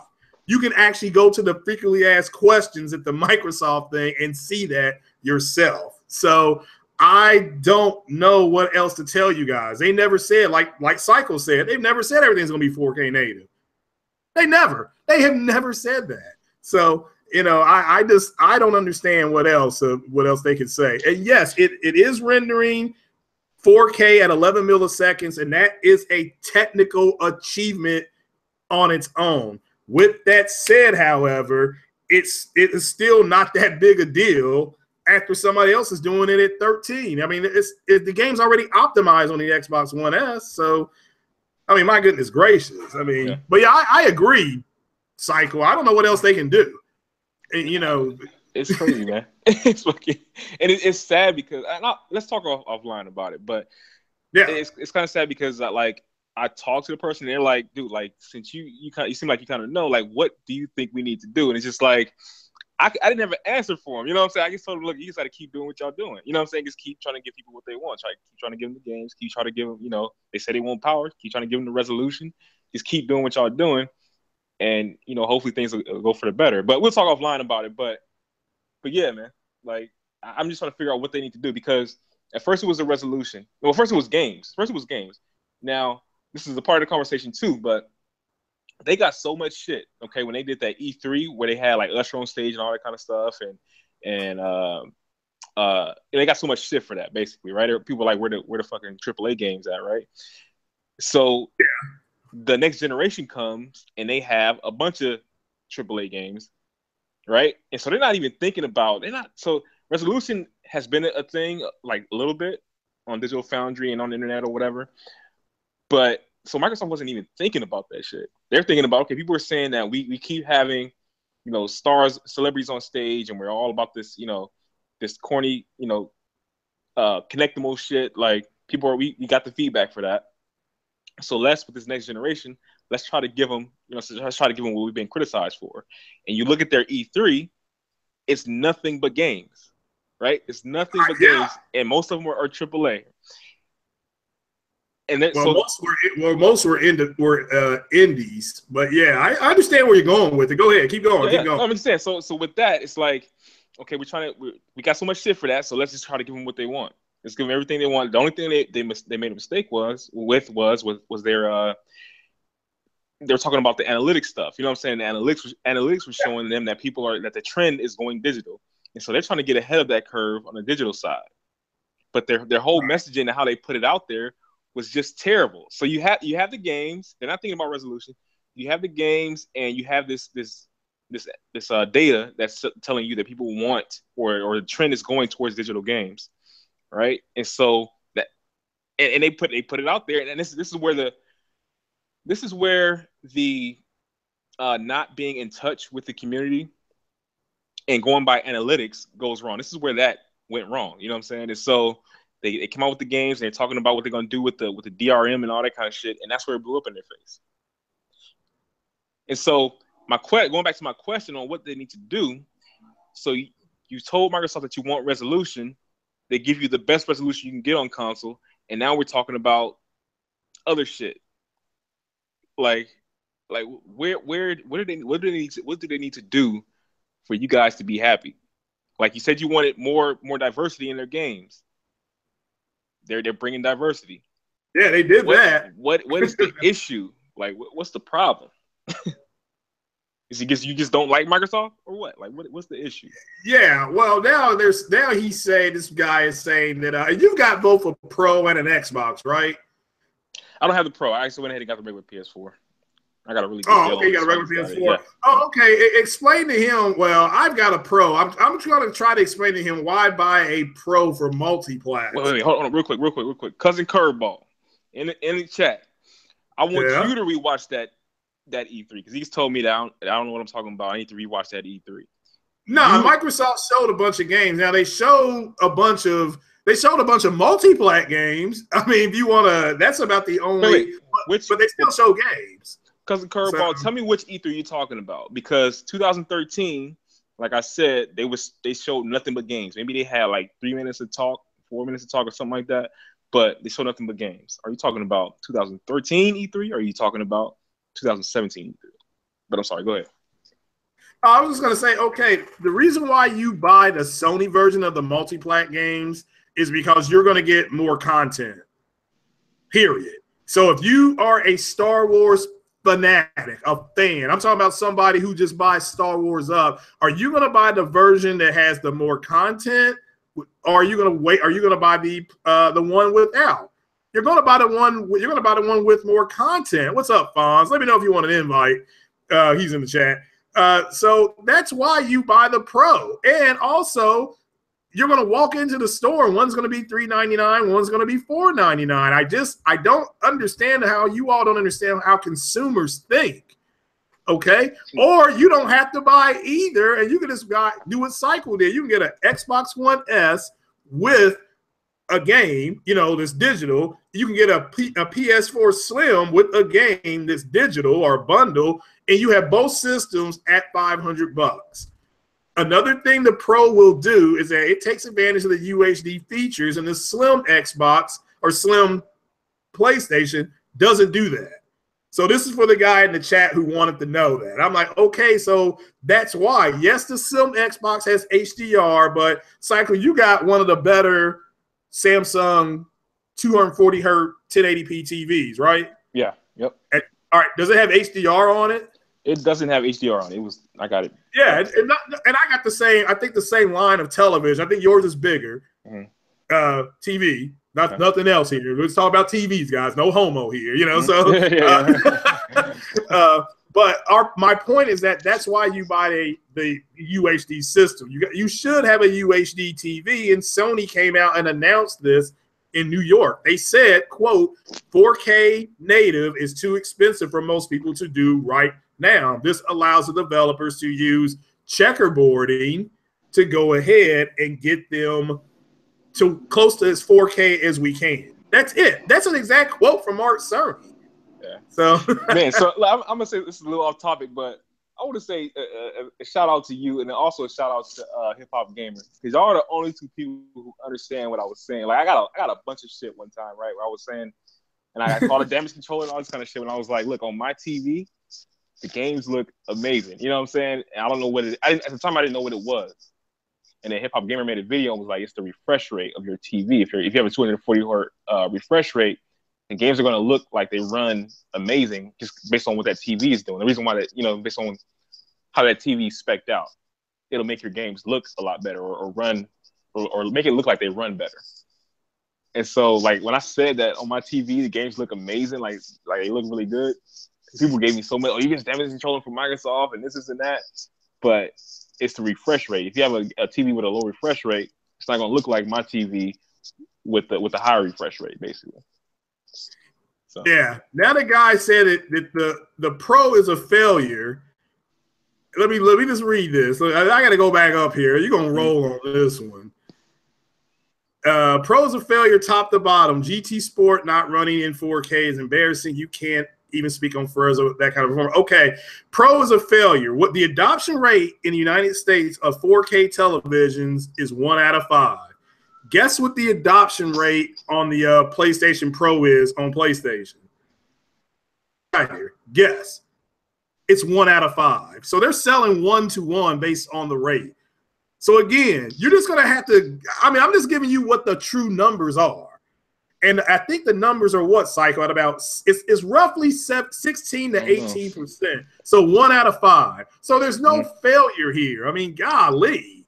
Will the adoption rate for 4K TVs go up? Yes, it's supposed to get to about 22%. You're still roughly at 1 out of 5. More people are going to buy 1080p TVs that are going to buy 4K TVs this year. Now, maybe between Black Friday and the end of the year, January 18th, which is when all these sales are going to stop, they may move more 4K TVs in that amount of time. What is that, like 10 weeks? That 10 weeks, they will move more 4K. But during the year, like right now, I can tell you right now, the 4K right now, it's just sitting there. There's more people walking in behind 1080p TVs. I can say this: if you're going to buy a Pro or an X, you're basically just future proofing. I don't know why I can't talk today, but you're just future proofing yourself. That's all it is. I mean, because 4K is going to be the next standard, just like it was 720p at first, or just like it was fucking standard television. Then 720p came out, and then 1080p was a thing. And 4K is going to be the next standard. And so what you're doing is you're just future-proofing yourself. So yeah, and I don't disagree. And this. I mean, again, I'm not here bashing the Xbox X. I mean, I was asking for a performance guide, and like I'm trying to tell this guy, if these numbers are before optimization, and we clearly said that in the earlier video, you know. So, but when Digital Foundry does another video post optimization, I said this before. Well, I'll do a video on that and say, and I'll keep this paper and say, here's what it was in July, here's what it is, whatever, in September. They're going to have to release the post-processing numbers probably by September because the damn console comes out in November. So, it is what it is. So, I don't know why people are getting tore up over these numbers. These numbers are the numbers. So, and this makes you want to go out and pre-order one, fine. I'm not telling you not to. Neither is Cycle, neither is J-Dub, shout out to him, but, it is what it is. So I just don't know, in performance, again, Sergeant Ryder is performing based on what they said. It's doing exactly what they said it was going to do. Okay, 4K, some 4K native games will be possible, but this gives our developers the chance to take advantage of UHD features by using the checkerboard. That's exactly what Mark Cerny said. Now, did he put people to sleep when he was up there on stage? Hell yeah. I mean, if you got insomnia and you just play him talking on that video, you're going to bed. You're going night. So it is what it is. So, but man, Cycle, I'll get on up. We'll get on up out of here. I mean, I know you jumped on. I've been here for quite a while. Yeah, we started streaming 2 hours ago, so this is 3 hours of stream. Not unless anybody else has any other questions. Hopefully I dealt with the one Jack Reacher in the comments section. While you're thinking about your question, hit that like button. It's 26 of y'all in here. And only 14 likes. What's going on with that?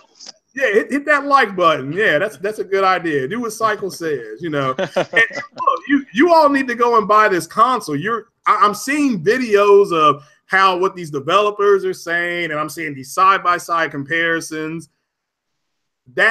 These guys are trying to sell the console to themselves. You all need to my bad. I'm just saying you're trying to sell the console to yourselves, not to me. I've already made up my mind. I'm not buying it. Not until they come out in 2 to 3 years, like Phil Spencer said, with an exclusive set of games. That's straight out of Phil Spencer's mouth. So that's just me though. So he says, somebody says he hopes games on X1 look better than the Pro. Well, as of right now, what's up, Bear Hugger? As of right now, Assassin's Creed, from the developer's mouth to your ears, it's going to be indiscernible. And a company called Bungie that makes a game called Destiny, they ain't even trying to hear it. And I'm just letting you know that's a reality of the situation. That doesn't mean you got to like it. Like what did that guy say? The booty warrior, you can do it the easy way, or we going to have to do this the hard way. and you guys, it seems like you all want it the hard way. I don't, That's crazy. Yeah, Jack Reacher, Superfly TNT said that Jack Reacher said they'd be 4K 60. So it is not, guys. It's just, that doesn't mean it's garbage. That doesn't mean it's not going to look. I'm telling you, I saw Forza running on my TV, and I've got an entry-level Samsung 4K TV, and it looks stunning. Okay, so did Assassin's Creed, but Assassin's Creed turned out to be dynamic, which I don't care that it is, but we were told what? It's going to be 4K 60, and it's not. It's not. So let's cut the BS right now. So I just don't get it. So he's still saying pros are disappointment performance-wise. All right, well, Horizon Zero Dawn and Rise of the Tomb Raider in 4K say hello. So that's all I can say. It's fine. I mean, it's fine. So what game looks beautiful, man? You saw it on Twitter today, but that Ratchet and Clank. Oh my god, that game looks amazing. Yeah, no, you've got first hand on that. Yeah. What do you think about that? Man, it almost made me late for work today. Oh, really? Yeah. It made you late for work? It almost made me late for work. Okay. What do you think about that? About Ratchet and Clank? I think it looks amazing, first of all. But it seems like a really good game. Like I couldn't. So after playing Mafia, after finishing Mafia, like Ratchet is exactly what I need. You know what I'm saying? Like I need something just lighthearted, something fun, something that looks pretty. You know what I'm saying? It's not so realistic or whatever. But the game looks so pretty, man. I don't know what Insomniac is doing. Insomniac made that game, right? I believe. I think so. Yeah. I think they. Okay. Yeah. Insomniac, man, they are amazing, man. It's just like what was that game that was on the Xbox that they made? Shit, I can't even think of the name. Oh, Sunset Overdrive. Like that game, regardless if it's 900p, 800p, whatever the resolution is on that game looks fucking beautiful. And so does Ratchet and Clank, and fucking Spider-Man looks great. Like Insomniac, they doing their thing, man. Yeah, now Jay Fonzarelli is in the chat. He did say my statement about the 4K TVs this year outselling the 1080p TVs is wrong. Okay, I'll stand corrected. I've got no problem standing corrected. So that's based on so far this year, more 1080p TVs have sold, but the year's not out. That's a fact. I should not have made that statement. That was fairly general on my bad. So that's on me, folks. I'll take. I thought you said 1080p will sell more this year. I thought you said that. Well, that was based on the sales right now. Now that could change. Based on them right now, 1080p TVs are moving pretty well, but more than 4K because again they got the smart features. And there's not a lot of 4K programming. We got to keep it a stack here. I mean, how many people have 4K TVs and you're just watching 4K videos on YouTube? They literally tell you that when you buy a 4K TV. There's not a whole lot of programming in 4K. So, but yeah, Fonz, I'll definitely hold the. That's fine. That was a general statement. That probably could be wrong about that. Like I said, I got no problem making a correction. So, Fonz, anybody buying a 1080p TV is stupid. And they're not stupid, man. They just trying to make what's best for their pockets. Yeah, come on, man. We can't get in other people's pockets down, Fonz. Right. You're not rolling like you, brother, all the time. So now you and Psycho, y'all rolling big time, So. Oh, no, I don't know about all that shit. Well, it's like Psycho got that house. Yeah, he took a dent too. Brother been eating noodles in his mouth. Top Ramen's been my friend. Yeah, I understand that. Yeah. What is it? $5 for $1. Yeah. Top ramen. Yeah. Top ramen, yeah. So. One level has super sampling. Okay, you do understand that the Pro super samples down on the PlayStation VR. Do you not understand that, Sergeant Ryder? I mean, man, oh man, you all are reaching today. Now look, if you all don't know these things, that's fine. But look, the Xbox X, here's what it does that the Pro doesn't do. The Xbox X is targeting high settings. The Pro will not run games in high settings. That's already been said. It doesn't have a UHD Blu-ray player. It doesn't have Dolby Atmos. I mean, these are things that the Pro does not have that the X does have. And it's not going to, the high settings and textures, it doesn't do that. That's what it does. Now, what the Pro does do is that it does help with the PlayStation VR, something that the Xbox does not have. Now, that doesn't mean they won't support it down the line, but right now they don't have a first-party VR, and they have access to a bigger gaming library. Now, I'm not going to sit here and say the games are better. You will never hear me say the games are better on the Sony side because that's a matter of opinion. The fact is that Sony's got more games. Okay, that's a fact. We can cry all we want to, like we said. Y'all just got to get over it. So, and also the Xbox is going to be $100 more, and that's the truth. So, I mean, I'm not.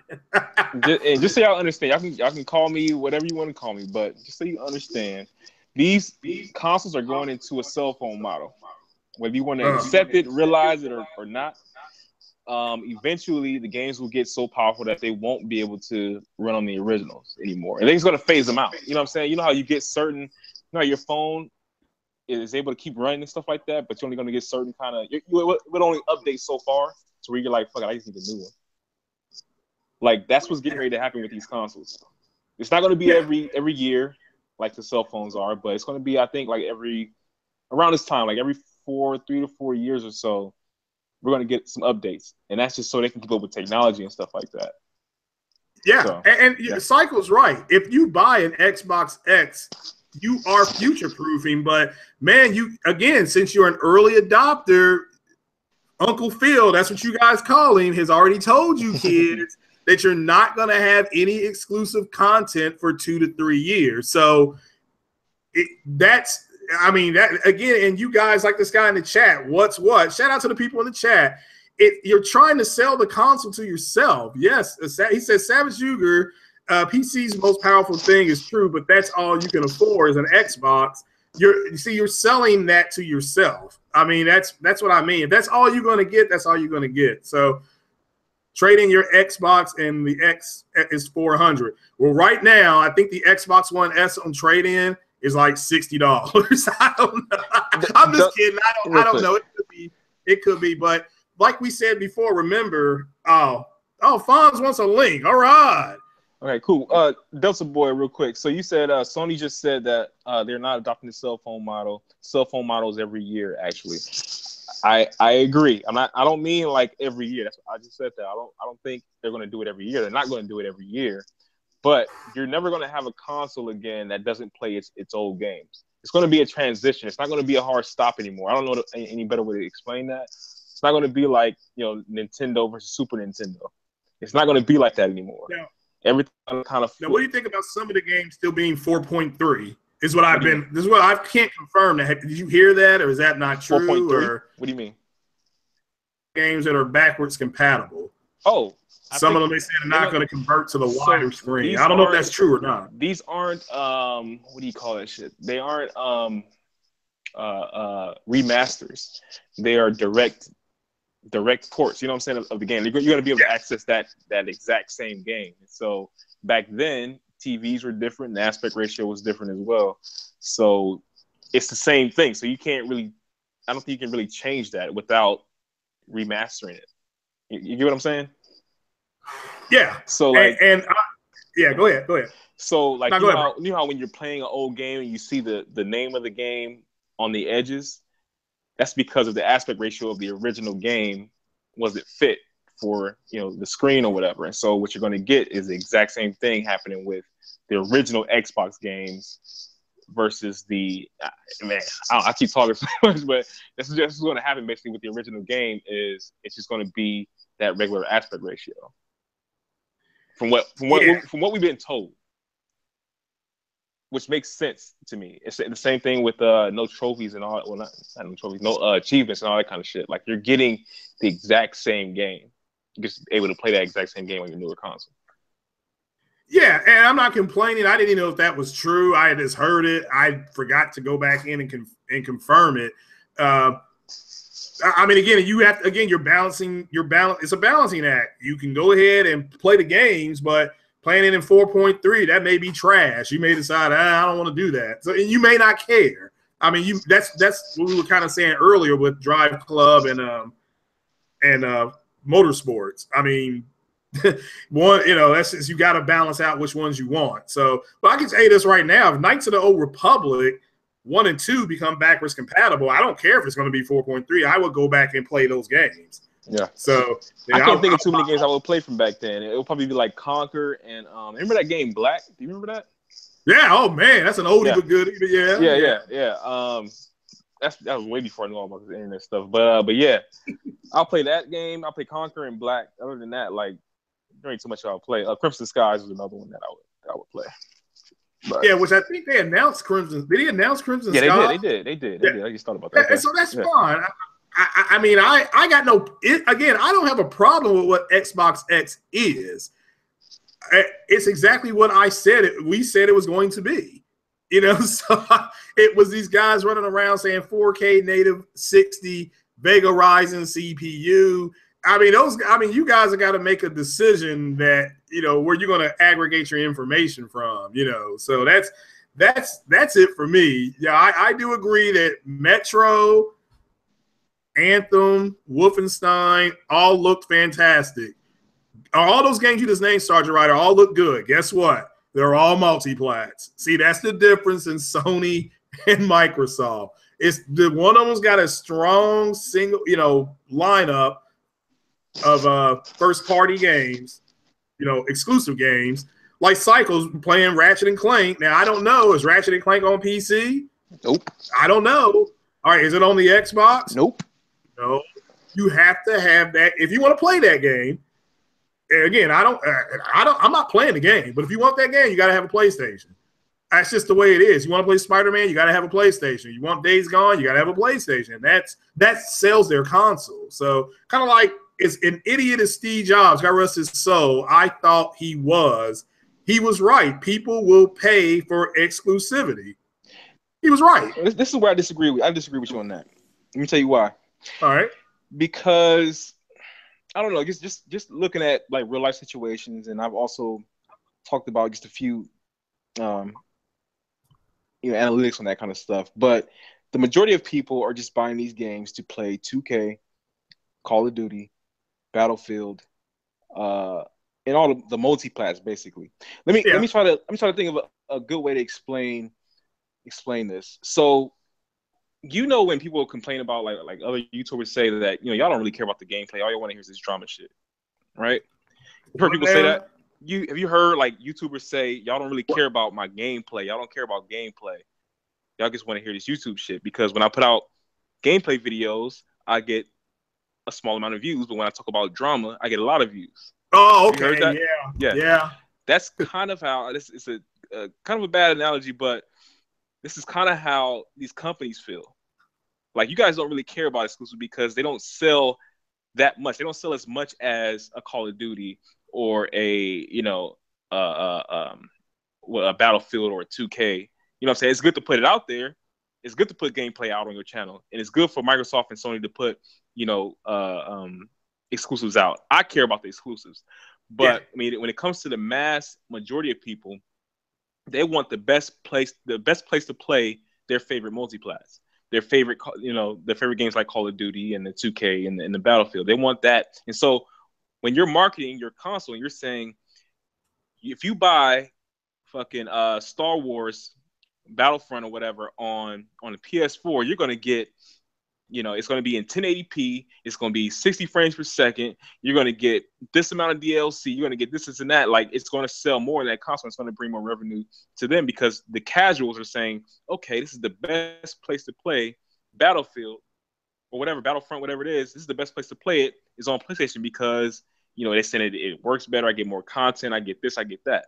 Now, so for me, I was looking on Craigslist for, different things like, PS4s and shit like that. So even when you look at their deals, right, and they say, hey, I got a PS4 with all these games, you rarely will see exclusives in there. You see NBA 2K, you see Call of Duty, right? You know what I'm saying? And you see Battlefield. Like, those are the games that sell to the masses. Us as hardcore gamers, we care about the exclusives. That's the shit we care about. And sometimes we get caught up in our bubble and say that, this is what really matters to us. And it does really matter to me. That's what matters to me is the exclusives. But when you talk about these casuals and these average people, I don't think that they care too much about the exclusives. Unless you're talking about something like a Halo, or you're talking about something like a God of War. Uncharted kind of crossed over to that too. Unless you're talking about those kind of games, like, the exclusives don't really bring that much revenue, I want to say, based on how much they put into it. Yeah, that's just my thought on that. Yeah. All right, Fonz, get on. Fonz, jump. Hey, everybody, we are joined by another special guest. What's up? Jay Fonzarelli. Hey, I love talking to this man. No homo. He keeps it 100%. Yeah, no fanboy BSing out of him. Hey, I just want to know what kind of soldiers I'm working with up in here today. Oh, I already know you're a soldier for the Sony side. What's going on with Cycle? What do you mean? Soldier for what? What do you mean? Who you play for? I don't play for anybody. I play for everybody. Okay. Yeah, I don't play for them. Now let me tell you something real quick, so you can get a better perspective. Like, I play everything, I buy everything. I always have, as long as I've been able to do that. But I've been labeled as an Xbox fanboy because certain things that I've said, and certain things that my opinions and what I've been seeing so far from this gaming community. Yeah, like when you were just saying that exclusives really don't matter to the casual; they only matter to the hardcore. Yeah, I don't agree with that at all. You don't have to, and I say it's my opinion. I respect it. Well, but the reason why is this: many people out there, including casuals, have more than one console. Many of them have both, and the reason why they get both, is because they want those exclusives on those consoles. And that is the only reason why they buy two consoles when they do. And there's a lot of casuals. I have friends that are casuals that have. Okay, so where are you getting that from? Experience. what I see around me. Okay. Many people I know have two consoles, both of them. They have an Xbox One that they honestly hardly ever play, but they have PlayStation 4s and they buy them for the exclusives. I do the same thing, but I don't consider myself a crazy hardcore, but I do game a lot. I game pretty much every other day at least. When I have time, I do game a lot. So that said, though, I just wanted to say that exclusives matter because without them, the consoles really have no identity. And that really pushes sales. When a console has an identity, it pushes sales. That's what pushed, I mean, it started the whole Xbox movement, that Halo. That was the face of that console. And that thrusted that console into the limelight. And people were just all over it. So every time a Halo comes out, every time an Uncharted comes out, it sells to PlayStation. You know, these games, these exclusives matter at the end of the day. I hate when people say they don't matter. I did say that. I said there's certain games. You probably were dialing in when I said this, but I said there's certain games that cross over to the casual market that are doing wonders for the consoles. So games like Halo, Uncharted, and God of War. The Gran Turismo is one of them as well. Like those games are, and those games are rare. Those games are the ones that have caught on to the casuals and the mass majority. The reason why I'm saying what I'm saying is because I know a little bit of both. I know a little bit of the analytics of it, and I know a little bit of it. I have a lot of experience with it.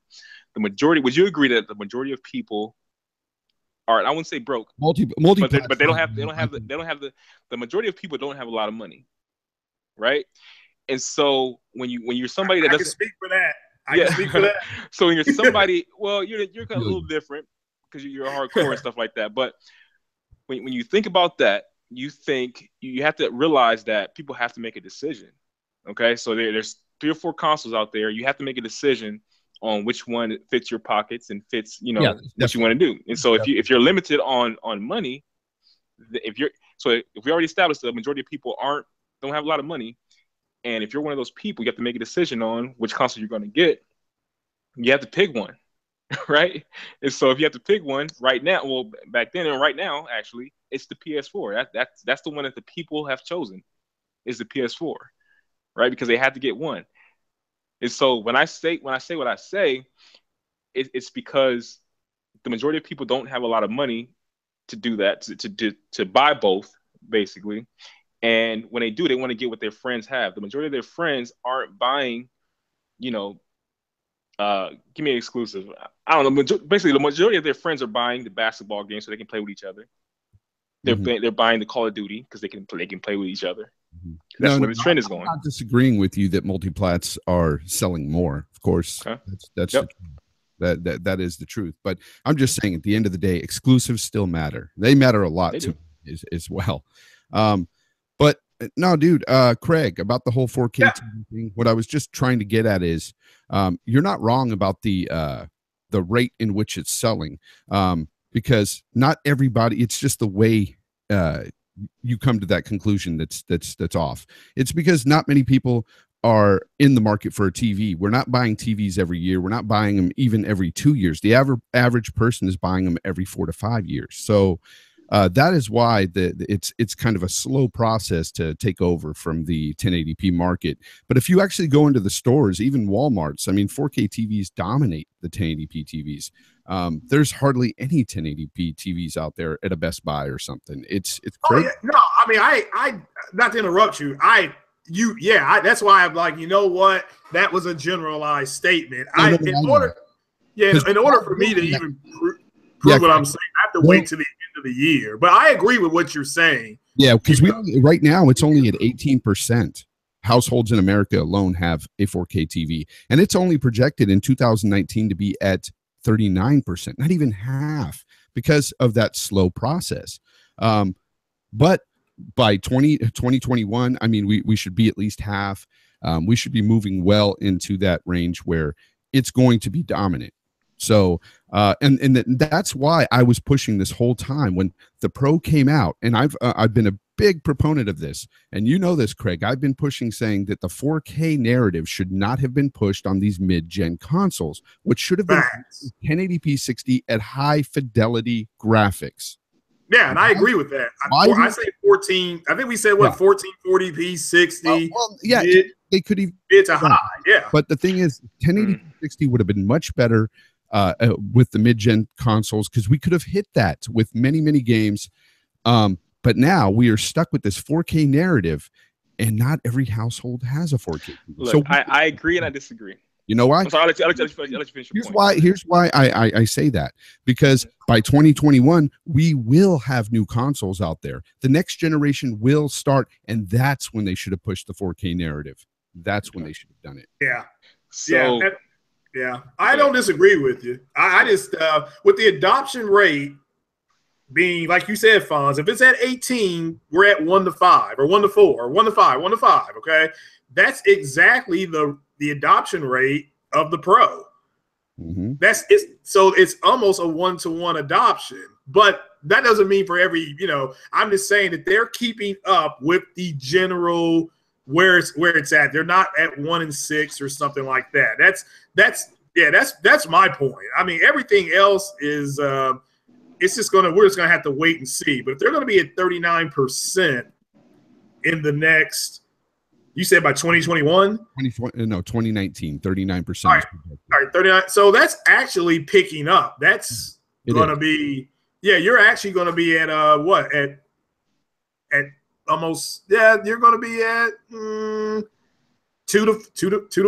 2. So that's where I agree with you. I think they both kind of overshot, but I will say this with Sony though, at their presser that they had, when the Pro came out, when Mark Cerny was out there, like I said, putting people to sleep. I mean, they could send him to North Korea, put that guy to sleep, and by talking, they clearly said that 4K native is right now, they feel is too expensive for people to do. So, I mean, for developers to make and then people to adopt into it. So with checkerboarding and dynamic, you're still going to be able to take advantage of the buffer, like Assassin's Creed Origins is with the Xbox X. It's still going to take advantage of the power, but it's just not doing what Jack Reacher said it was going to do. Real quick, I want to say something about what you said before we get too far into another subject. So I was saying I agree and I disagree with what you're saying. And so the reason why I agree with what you're saying is because the gamer in me is saying, yes, you should just go for 1080p 60. You know what I'm saying? Because we don't really know the difference or whatever with all the extra shit. Like 1080p 60, we know it's an achievable goal, it's an achievable mark, and we could have did it for sure with these consoles, right? But the other side, the business side of me is saying, I disagree with you, because if 4K is trending, that's the new trend. That's what's going to be the new thing is 4K, right? And you have some games out there that can achieve that, right? Why wouldn't you, as a business, why wouldn't you market that? Why wouldn't you go for that that trend and what's happening? Because you always want to be ahead of the curve or on par. I get that, and I agree with you on the marketing aspect, and you're completely 100% right about that. But at the same time, then I look at consoles like the Pro and I think, then why didn't they do better? Why? I fucking agree. I can't. You know what I'm saying? Yeah. Because when you look at the X, I can see that. I can totally see that marketing going towards that narrative a bit better. But with the Pro, it was that GPU, man. Like, come on, they could have pushed it a little further. Even if I paid $100 more, I would have paid it. If it was as powerful as the X looks to be. Now, the jury's still out because I have not seen it personally, but I'm still buying it day one because it's new hardware and I love buying that new tech. It's just the way I am. But it's just for me personally, it's like when I look at the 4K narrative, it pisses me off because we could have 1080p high fucking res textures and 60 frames per second, and I just, man, as a gamer, it pisses me off. It just pisses me off. Yeah, and that's the thing that pissed me off too. It's like this whole resolution thing has pissed me off, and this is the reason why, again, I come across as the Xbox fanboys. I'm like, look, the resolution, like this shit is killing our what we can have with gaming right now, because instead of focusing on the graphics and making things look better, they're focused on this resolution shit, which is kind of took off. You know what I'm saying? Like they're focused on making sure the resolution is high instead of improving the graphics. And so, And what you're saying, I agree with. Not to cut you off there, Cycle, but no. We all got to remember that the Pro is a mid-gen console. So I agree with you, Fonz. They could have pushed it a little bit more, but style to do that. Now, maybe if they've announced a possible PlayStation 5, I believe that that one of the guys, Sean Layton, said there would be. So I'm more interested to see what that is going to be. That to me, they should be aiming for, like you were saying, Fonz, 4K native. We got this guy in the chat. Okay, he said that Red Dead Redemption would be the better version on the Xbox X. And I said, based on what? And I said, send a link that says it's going to look and run better on the Xbox X. And here's the thing, though, Craig. Here's the thing, though, about the X. And this is not any fanboy bullshit because I don't play that. I know it's not. But when I look at how much power that thing has over the Pro, if you were to have the game both running at 30 frames, and if there's any sort of dip on the Pro, it should be better. Should being the operative word here. I'm not saying it is, but it should perform better on the X. If it doesn't, then there's some shenanigans there. But I don't know exactly what he's trying to get at with it's going to be better, but that's what I would think. You know, maybe it would perform better, or maybe it would have higher res textures, but we don't have concrete proof of that. So when people say those statements, they got to be more clear. Well, and that's been my point from the beginning. When the developer, because I cover more movies than I do games, and it's not true until the movie studio says it's true. So you may want the Xbox version to be better. This is for Sergeant Ryder. You may want that, but until the developer, Rockstar Games, comes out and says our Xbox version is this, our Pro version is this, and it definitely looks and runs better on the Xbox, this is what we're saying, man, you gotta stop being Jack Reacher. Just wait for them, because you're one of the guys, I remember your comment saying 4K 60 on all games. Yeah. Clearly, that's not what has happened. And that doesn't mean the system is a tar baby. It just means it didn't do what you all said it was going to do. The fanboys. Yeah, I do give him credit for saying about that GT Sport, because when you do compare that to Forza 7, it is night and day. GT Sport looks like ass this time around. I'm really disappointed in GT. Really disappointed. Yeah, well, okay, that's fine. But how does it play? What if it looks terrible or looks compared to Forza, but it runs just as good? I'm not saying that it is. I've not played either one. It could be an awesome playing game, but I already know that both of them were great playing games, so it's neat for me anyway. But when it comes to graphics, I'm just speaking on what I see on the GT as it stands now and what Forza looks like now. It's, man, no contest. Well, yeah, Forza, and I said earlier, Forza is the one that I saw on my 4K TV Saturday. I said, I'm just going to look at the E3 footage, the extended footage. And I'm like, yeah, this is one of the best looking games I've ever seen in my life. You know, it looks fantastic. It looks like it's going to be fun. It's got dynamic weather. Again, that's all. This is all fine. I even said I would get it. But when I saw the Digital Foundry numbers, I'm like, well, if it's not going to be a performance drop, I'll just get it on the S. And I'll still be able to play against guys on the X, and I think guys on PC maybe. I don't know if it's going to do that, but I'll still be able to enjoy the game. I'm still playing the same game. Yes, I understand if I scratch your car, you got the X, your scratch is going to be a little bit nicer looking, but you're still going to lose the race to me. Yeah, that's the bottom line. You will lose, even if I'm on the Xbox. I gotta pat you on the back though, Craig, when you said earlier about the oh man, I lost. Well, thank you. Train of track, But anyway, my train of thought here.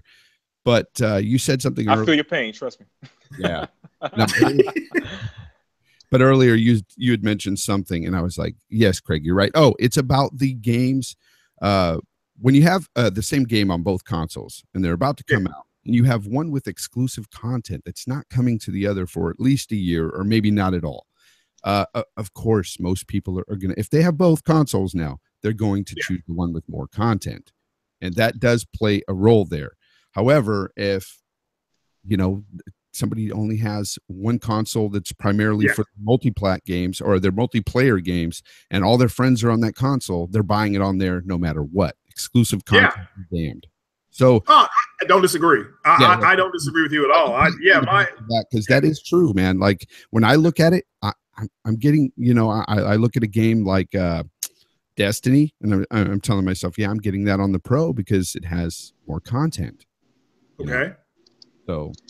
Yeah, and I was just talking about the Star Wars fanatics. Do you think they're going to go? I'm talking the fanatics, the ones who got their stuff appraised for $10,000-$20,000. Do you really think when they buy this game, if they can go get the one where Rey and Kylo Ren had different skins on them versus one that doesn't, you think they're going to buy? I mean, to me, they were going to buy the one with more content. Now, you're right. Overall, if all you got is one, all you got is one. But the collectors, the fanatics of Star Wars, you got to throw the gaming thing out. The Star Wars fanatics are tweeting, asking about this game. When you go to the Star Wars websites, the people that don't give two shits about 6T flops and 4.2 on the Pro and whatever dynamic, they don't care about that. All they care about is, when is this game coming out and when can I play this game and what system am I seeing it on?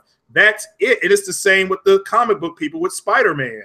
You can go to comic book sites on YouTube that dwarf the gaming sites as far as subs. I mean, I've seen comic book sites with 3 million subs. They're talking about Spider-Man. They don't care that it's going to be 1440p or 1800p. All they care about, wow, look at Spider-Man. That's a different audience. And like Fonz is saying about and I agree with you 100%, that this is what's going to drive the console sales this fall. Everybody knows that. So so I agree with what you're saying, Fonz.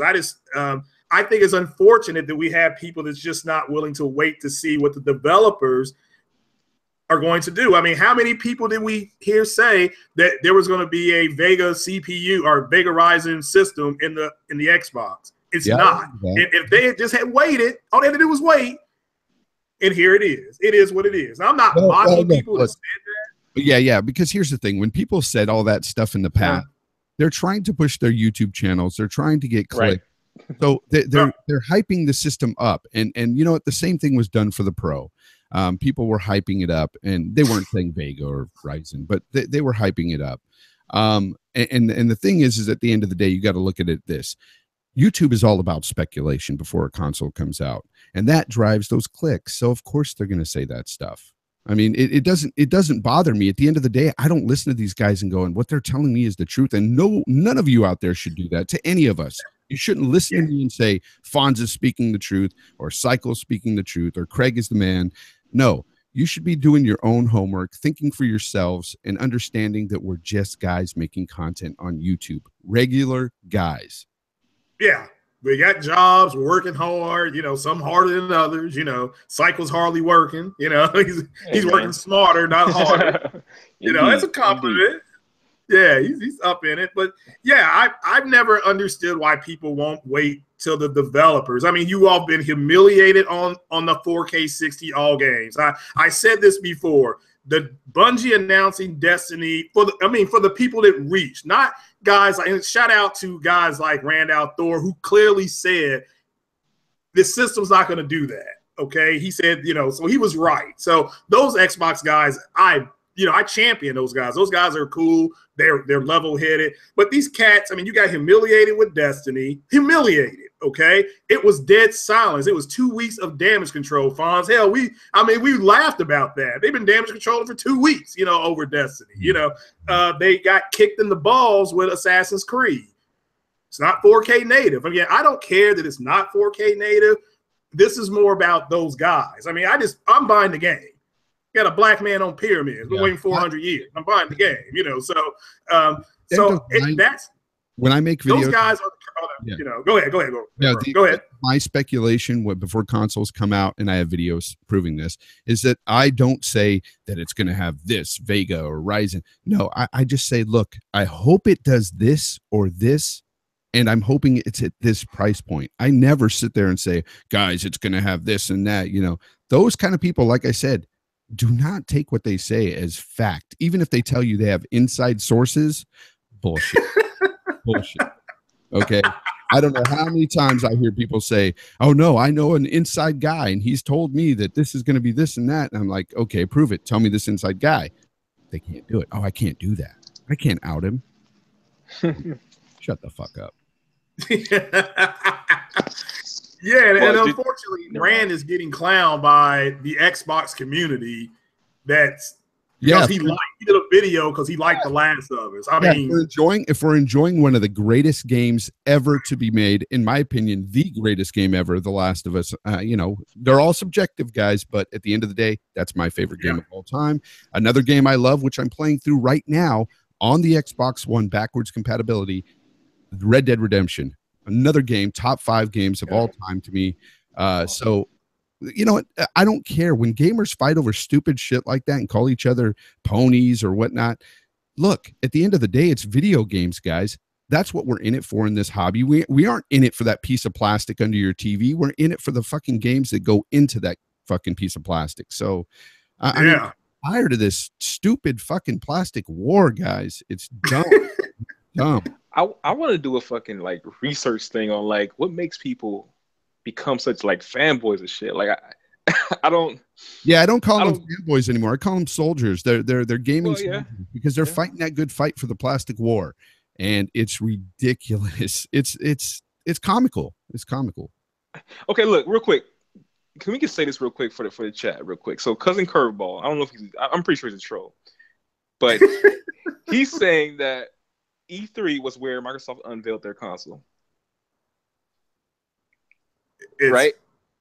As far as the games? No, their console. He's saying that E3 is where they unveiled their console, and I'm a fucking idiot and a fanboy because I can't tell the difference between a E3 conference and their unveiling.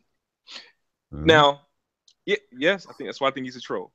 Now, Microsoft unveiled their console on a separate event, just like Sony did. They unveiled their consoles on separate events. He's talking about my comment about them showing nothing but games at E3, at their E3 conference. So they unveiled their Xbox on a separate day. I think it was like a month before E3. They unveiled the console. What people were complaining about was their unveiling was talking about TV and that's what TV and all that kind of stuff, right?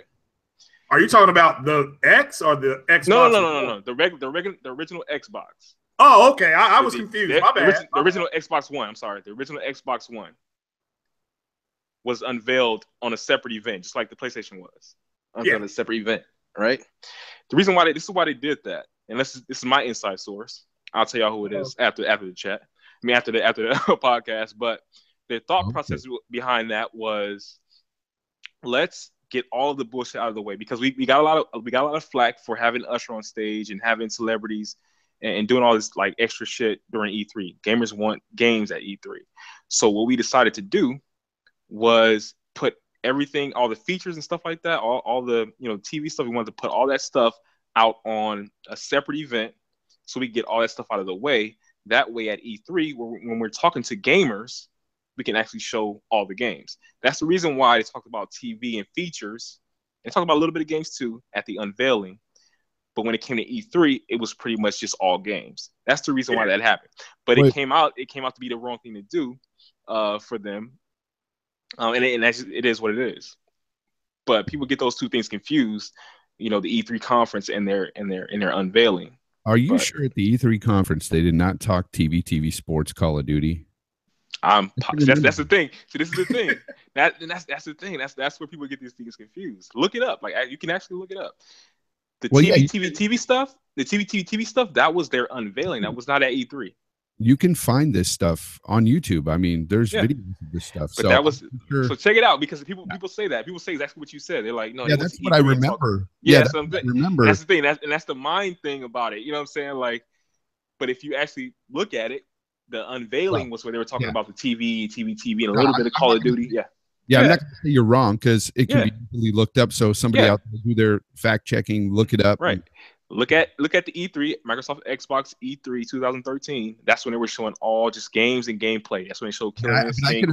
I could have swore because I remember rundowns of people saying TV, Call of Duty, sports. Nope.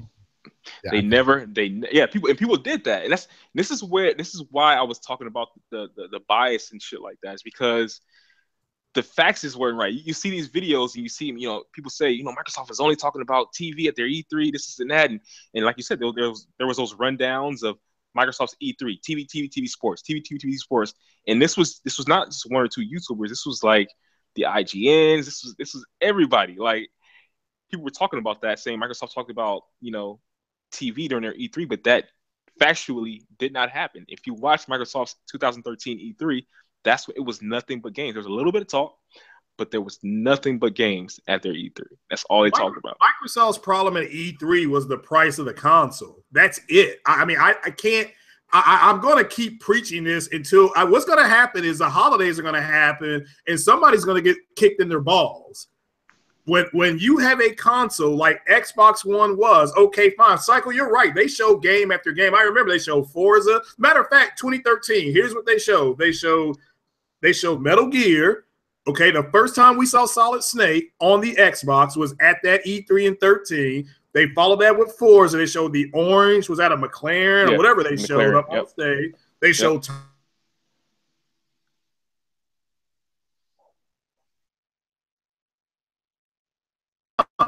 about the conference and Sony coming right behind them or hours later offering the exact same type of games, a driving game. They showed Metal Gear at their other conference. They showed a couple other sports titles, and they said ours is $399. And they walked off the stage. That was it. It was over at that point. When somebody is giving you, or I can't say give, when somebody's presenting you the exact same thing at $100 cheaper, most people are going to move to the $100 console. Now, it didn't help when Don Matrick, wet his pants. Was it Jeff Keighley talking about, oh, well, if you don't have internet, you can just go ahead and get an Xbox 360. The look on Jeff's face was told $1 million. Okay, his look was shock, and guess what? They paid for it. They're still paying for it, So, but their E3 2013 was better than all their other E3s up until I think maybe 15. They had a real good E3 in 15 or maybe 16. But I remember that press conference. It was on TNT, the one you're talking about, where they showed the Price is Right. They showed somebody playing soccer. Okay. I'll confirm that because I just scrubbed through video and Cycle is 100% right, guys. Yeah. So I did fact check that just now. You were correct, sir. It was TV at the Xbox reveal. The reveal, the unveiling. It's funny how we all figured, we all got that confused in our minds, So with this person, this is the reason why we connect so well because we both I work in marketing too, and so when we were talking, like he was saying, like, dude, we were having these conversations in our meetings, and we're like, there's a little bit of psychology with a lot of this stuff. This is where we were relating because we talk about this stuff too. With my job is. There's a lot of psychology that goes in along with this stuff. And so what they did wrong was not what they did wrong, but the result of what they did led for people to think a certain way about them and think certain things, which aren't really factual, but it just is what it is. You know what I'm saying? And sometimes you have to play that game. You know what I mean? Like you said, like in our heads, and a lot, not mine, but a lot of people's heads, it was Microsoft came out there at E3. We're fucking gamers, and they're talking about TV at their E3. And that never happened. You know what I'm saying? And so it's hard to kind of get into it, but it's just odd, that things happen like that and things happen the way they happen. It is. So yeah. And then of course, to fit the fanboy narrative, they go along with that and push that whole thing. Right. And that's the thing we're talking about too. Is like, look, we did some things very, very wrong. This is what Microsoft said. The guy, he was saying, like, we did some things that were really wrong, said some things that were terrible, but at the end of the day, we put out a good console. But the fans, we just didn't speak well to the fans, and so that was our fault. But certain things they get heat for, which they kind of they shouldn't. But based on what happened in the beginning, your first impression is could be your last impression. You know what I'm saying? So they just made a bad first impression, and they're paying for it. Yeah, that's all it was. It's hubris. They are guilty. It's the same thing Sony did with the PS3. Remember, wasn't it that one guy, was it Yoshida, came out and said, "Oh, the PS3 is so great. People will go get part-time jobs because this is such a great system." Now, what happened? That people got pissed and they went and got the 360. They didn't even give a damn about the red ring of death. They kept going back, getting the 360. So, I can only speak for myself. I had 360s. Yes, I could have gotten a PlayStation 3 and played the same games, but that stuck in my mind. And as a consumer, you don't tell me what to do. Okay, I will make up my mind. And when that's why when people say there was a media bias, I'm like, look, the PlayStation 3 announcement, that was so bad. It was in USA Today. Not when you turn the page, but front page. What did it say? It said $599.99. So people got to kill it with the whole media bias. It's the equivalent of Marvel fanboys arguing with DC fanboys, and DC fanboys saying, "Well, there's a media bias and the press don't like us." They don't like you all because the movie sucks. Okay, Batman versus Superman sucks. Suicide Squad sucks. I take offense to that. I like that. Same here. Okay. I like that versus Superman too. That movie's fire, bro. So with the way media is, and it's not more so biased. Maybe that's the wrong word, but the name of the game is to get attention, right? That's the name of the game. It's to get attention and drive traffic to whatever it is you do. If people know, so if you look at your analytics and your YouTube analytics, and you know that if you put big booty in your title, right, more people are going to come to your site as opposed to you putting banana. Let's say banana, right? So you know that you look at your analytics and you see that if you put big booty in your title, you're going to get thousands more views.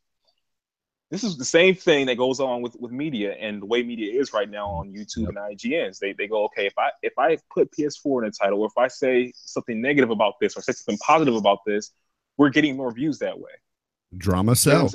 Exactly. And so this is what, like I said, maybe media bias is the wrong word, but that's the name of the game. You know what I'm saying? So the IGNs that are out there, they're going to say, okay, this is what's bringing us more traffic, so let's go to that. It's a business. Like we expect them to be, like us and be about, the games and be about, this and that, but they're not. They're about profit. They're about attention. And so that's the reason why, shit comes out like that, is because the PS4 is the most popular console right now. It's the people's console right now. And so these media sites are gonna appease that, because that's what people want. So that's what they're gonna do. They're not gonna come out and say, oh, this is a good game, this is a good game, this is a good game. Because that doesn't sell.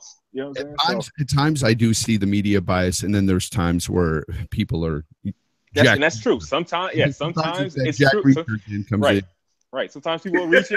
That's true. Sometimes people are reaching, and sometimes it just is what it is. So, Yeah, and Digital Foundry, yes, they do take shots at times, guys. It's obvious to me. A guy who stays in that middle lane, I see it every now and then, and it happens. But it is what it is. It gets the views, and more importantly, it helps fuel that fanboy war. So it keeps going. So it gets more views, and that's what they do. They want it to keep going. All right, exactly, because it's profitable for them. It keeps their business afloat. You know what I'm saying? So. Yeah, and this cycle, you bringing up 2013. Didn't they show Witcher 3, or was that 2014? I don't know. I really don't know. All I remember was from the games from Microsoft was Killer Instinct, Rise. What was that? What was that game? The movie one. The one that had the movie settings in it. I got a bad memory right now. Yeah, I don't remember that. It has the actors in it. It has the. Come on, man. Come on. Yeah, they Witcher 3. I confirm. No. What was that game that came out last year? And it was it was using the checkerboard rendering. For Xbox? Or for Xbox. I do not know. Was it Quantum? Quantum Break. Yeah, Quantum Break. Yeah. I don't know why I can't think of it. But yeah, it was Quantum Break, Rise, Dead Rising, Forza, and I think Witcher Witcher, maybe it's Witcher 3, Yeah, okay, and, now and Metal Gear. Now you've always brought up the whole resolution thing. I went back. Witcher 3 was the game that started this because what we saw on screen was not what we got, because that was the big deal. It got down. It happened with the other one, Watch Dogs. Happened with Watch Dogs. So that's when resolution came into play. That I do remember. This is when it became mainstream topic. Okay, I understand there were people talking about it, but as far as people going to sites and things like that, it really, when Witcher 3 and Watch Dogs, people like the Watch Dogs games we saw at E3 isn't what we're looking at right now. What happened? Because remember, they ripped Ubisoft for the downgrade. Then they did the same. That was graphically. That game was downgraded from top to bottom. You know what I'm saying? It wasn't about resolution. It was like the actual graphics were downgraded. That was the gate. That was the doorway that led to, okay, it was the downgrade. And you're right. But then people started looking at, okay, what's the resolution of this game that you're showing at E3? And then this is when that whole thing really went to mainstream, and IGN and GameSpot. They really started running with it. Then the fans. I don't agree with that. I don't agree with that. Let me tell you why I don't agree with that. Because there was a time, so nobody was really talking about the actual resolution of that game. When they started talking about the resolution was when Sony said, "Get used to hearing 1080p, 60 frames per second on all your games." Okay, people took that and they ran with it, and then as people started asking, okay, Sony is the most powerful. This was their push, the most powerful console. The best place to play your games. 1080p makes you a better gamer. This is out of Yoshida's mouth. 1080p makes you a better gamer. This was Sony. This was a part of Sony's whole push for their console was power. It was power and the cheapness and how cheap it was. I'm sorry. That was their whole push. Sony is smart because they looked at it and said, okay, we don't have too many AAA exclusives, but we're going to push what we have, which is very smart of them. We're going to push what we have, okay, and it's going to be cheaper. Their console was $400. They launched with Knack and Killzone, and it still killed the Xbox, which had. This is why I say it's not about the game. It's not about the exclusives.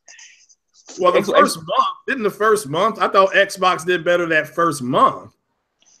I just know by the end of the year, Sony was pretty much was murdering them by the end of the year, because people start talking about the sales. Oh, it's selling better. It's doing this. It's doing that.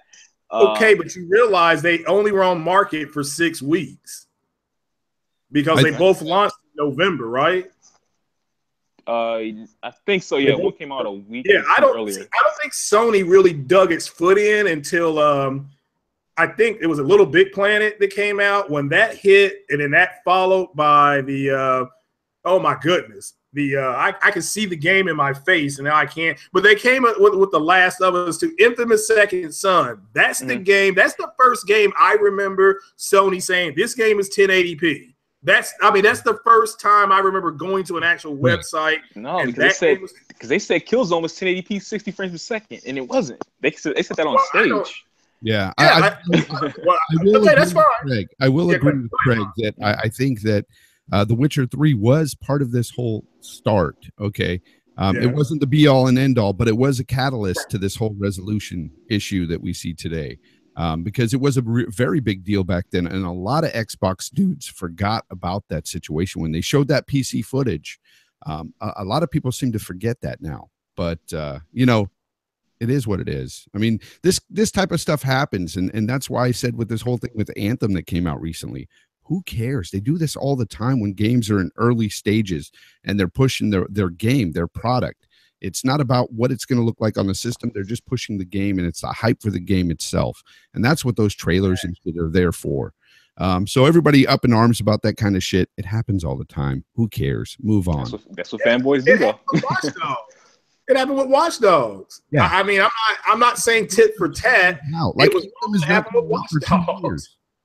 Yeah, Anthem isn't coming out for like 2 years. So I mean, at this point, what they showed was a throwaway build, and everybody's like up in arms about, oh, they photocopied freaking the L1 and R. It doesn't matter. At the end of the day, we might have a total downgrade or an upgrade by the time this game comes out. We have no idea. This is coming out in late 2018 or early 2019. Who gives a shit? Facts. Well, you won't get an argument out of me. I was just like, well, I mean, I said in my podcast the other day, I said, look, the Sony shouldn't have done this, and whoever was in charge of QC, quality control, should have been fired like that. Should have been fired days ago. Yeah, I mean, that was embarrassing.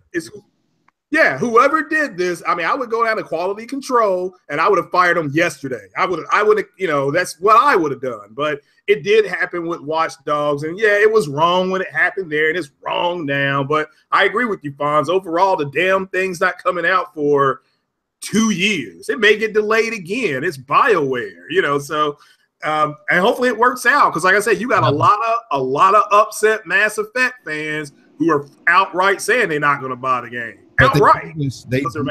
Yeah, but that's about the Andromeda bullshit. But I'm just saying that they do this kind of thing all the time. They'll use footage from other consoles. They'll use PC footage. It's done like this all the time because it's to hype the game. As it gets closer to release, that's when you'll see the graphical fidelity you're going to get, the resolution or whatever on the hype trailer for the power of the system itself. But yeah, remember the Division? If you don't, yeah, you're right. The Division, this is the one game I thought where was the God Killer sword. When you saw the Division running and then you got that huge graphical downgrade, that's when I know this people in general, this is when it really started flying out the mouths of babes at that point. You know, that's, I mean, for me, but I do think The Witcher was kind of the gateway drug where people said, okay, boy, that looks really good. And then it was whatever it was, you know, and then it got delayed, you know, because of one version was better than another version. I mean, it just was stupid. I mean, to play the damn games. We're gamers, you know, so yeah, play the damn games. Yeah. So does anybody else have anything to add? Anything at all? I'm good, man. I might have back on Ratchet. Okay. When did that game come out? A year ago? Yeah, because the movie was out the same time I think Star Trek was out. The movie bombed. Okay. The movie bombed. You know, movie was it actually bad? It was it that bad, really? Well, it didn't make what they thought it was going to make. Because there was a bunch of animated movies coming out. Like last year, there was a ton, and Ratchet and Clank was just kind of, it was like before Star Trek, but it was something weird like that. They had it in a bad spot, and you know, Sony's trying to find their next big franchise. They re-upped Baby Driver 2. They're going to make another Baby Driver. So if you all love that, you are getting a reward. You're getting Baby Driver 2. So, you know, so yeah, their movie division is really struggling. They're really hoping Spider-Man saves them starting tomorrow. Spider-Man will be available to see. So. That movie, really tomorrow, fire, bro. I can't wait. Yeah, I love Spider-Man. Spider-Man's my favorite comic book hero of all time, so I can't wait. Yeah. Hey, Fonz, what you call it? Cycle didn't know about who Miles Morales was. Nope. I didn't. And then it dawned on me when you said it's that black dude. It dawned on me because I know the kid that's playing the character. It is that the one that is gay? I don't know. No, man, I don't think Miles is. Is there? I don't know. Is there a gay Spider-Man? Yeah, there is. There is in that universe. It might be him, but it could be. Yeah, I'm not. Yeah, I don't know. Yeah, but I love the classic, the Peter Parker. You know. Yeah. It's to me, just Spider-Man in general. The shit he can do is just phenomenal. It's awesome. You got to put this in there, Craig. I saw the movie. No spoilers, but if you liked him in Civil War, you'll love this. You get a lot more of that. So it's cool. And there's also a prequel online. You all can watch a 10-minute prequel. Let me ask you, Greg, did you like it? Yeah. Did you like it? Oh, yeah. I put on my Facebook page, Spider-Man sent Wonder Woman in the kitchen to bake a pie. Yeah. And I love Wonder Woman. Wonder Woman's a great movie. Yeah. Yeah, I had no issues with Wonder Woman at all. I did not think Gal Gadot I didn't think she had the acting chops. I knew she could bring the physicality that Wonder Woman needed. But she was literally born to play that character. She did really well. Hey, I was the same way in Batman v Superman. I thought she was horrible. I was like, her acting, I don't know. And then when she played in this movie, she turned that around for me. Turned it around. My only issue with that movie was weren't the the Wonder Woman, the tribe. What is their tribe called? Or the race called? The Amazon. Yeah, aren't they supposed to be Amazons, like big bitches, like tall, really well, tall no, women? no. Okay, No, okay, not okay.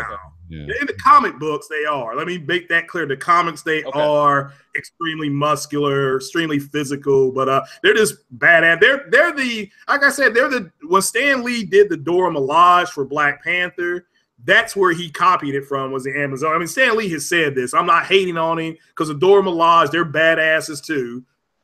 You know, everybody's going to see that with Black Panthers, but yeah, that's where he copied that whole style from. Shout out to Superfly TNT, and you're right. Gal Gadot is hot. Yes. Yeah. With a child, she's still hot. Oh, hey, fun fact: she was 5 months pregnant filming that movie. Oh wow. Yeah. She brought a physicality to the character, but I agree with you, Fonz. Her acting chops, even though a lot of people will argue with you and say she was the best part of Batman versus Superman. Yeah. Hey, you know what it was? It was that song that came in when she jumped into that movie. That's what it was. But you know how you take that away? Remove that song in that scene. Remove it. Replace it with the old 70s Wonder Woman theme song. You'll get a experience.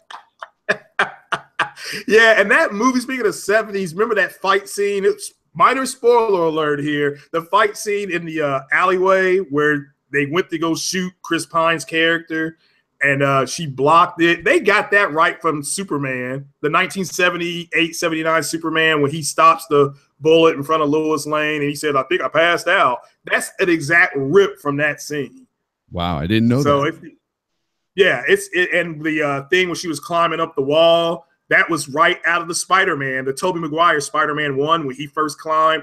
The exact same shot, exact same body motions. They did a good job. They took parts of other movies and they just put it into this movie. Again, I enjoyed it. I enjoyed it. That's all we see is rip-offs and remakes and just shit. It's just they can't come up with anything in Hollywood, you know? That's the reason for all these movies.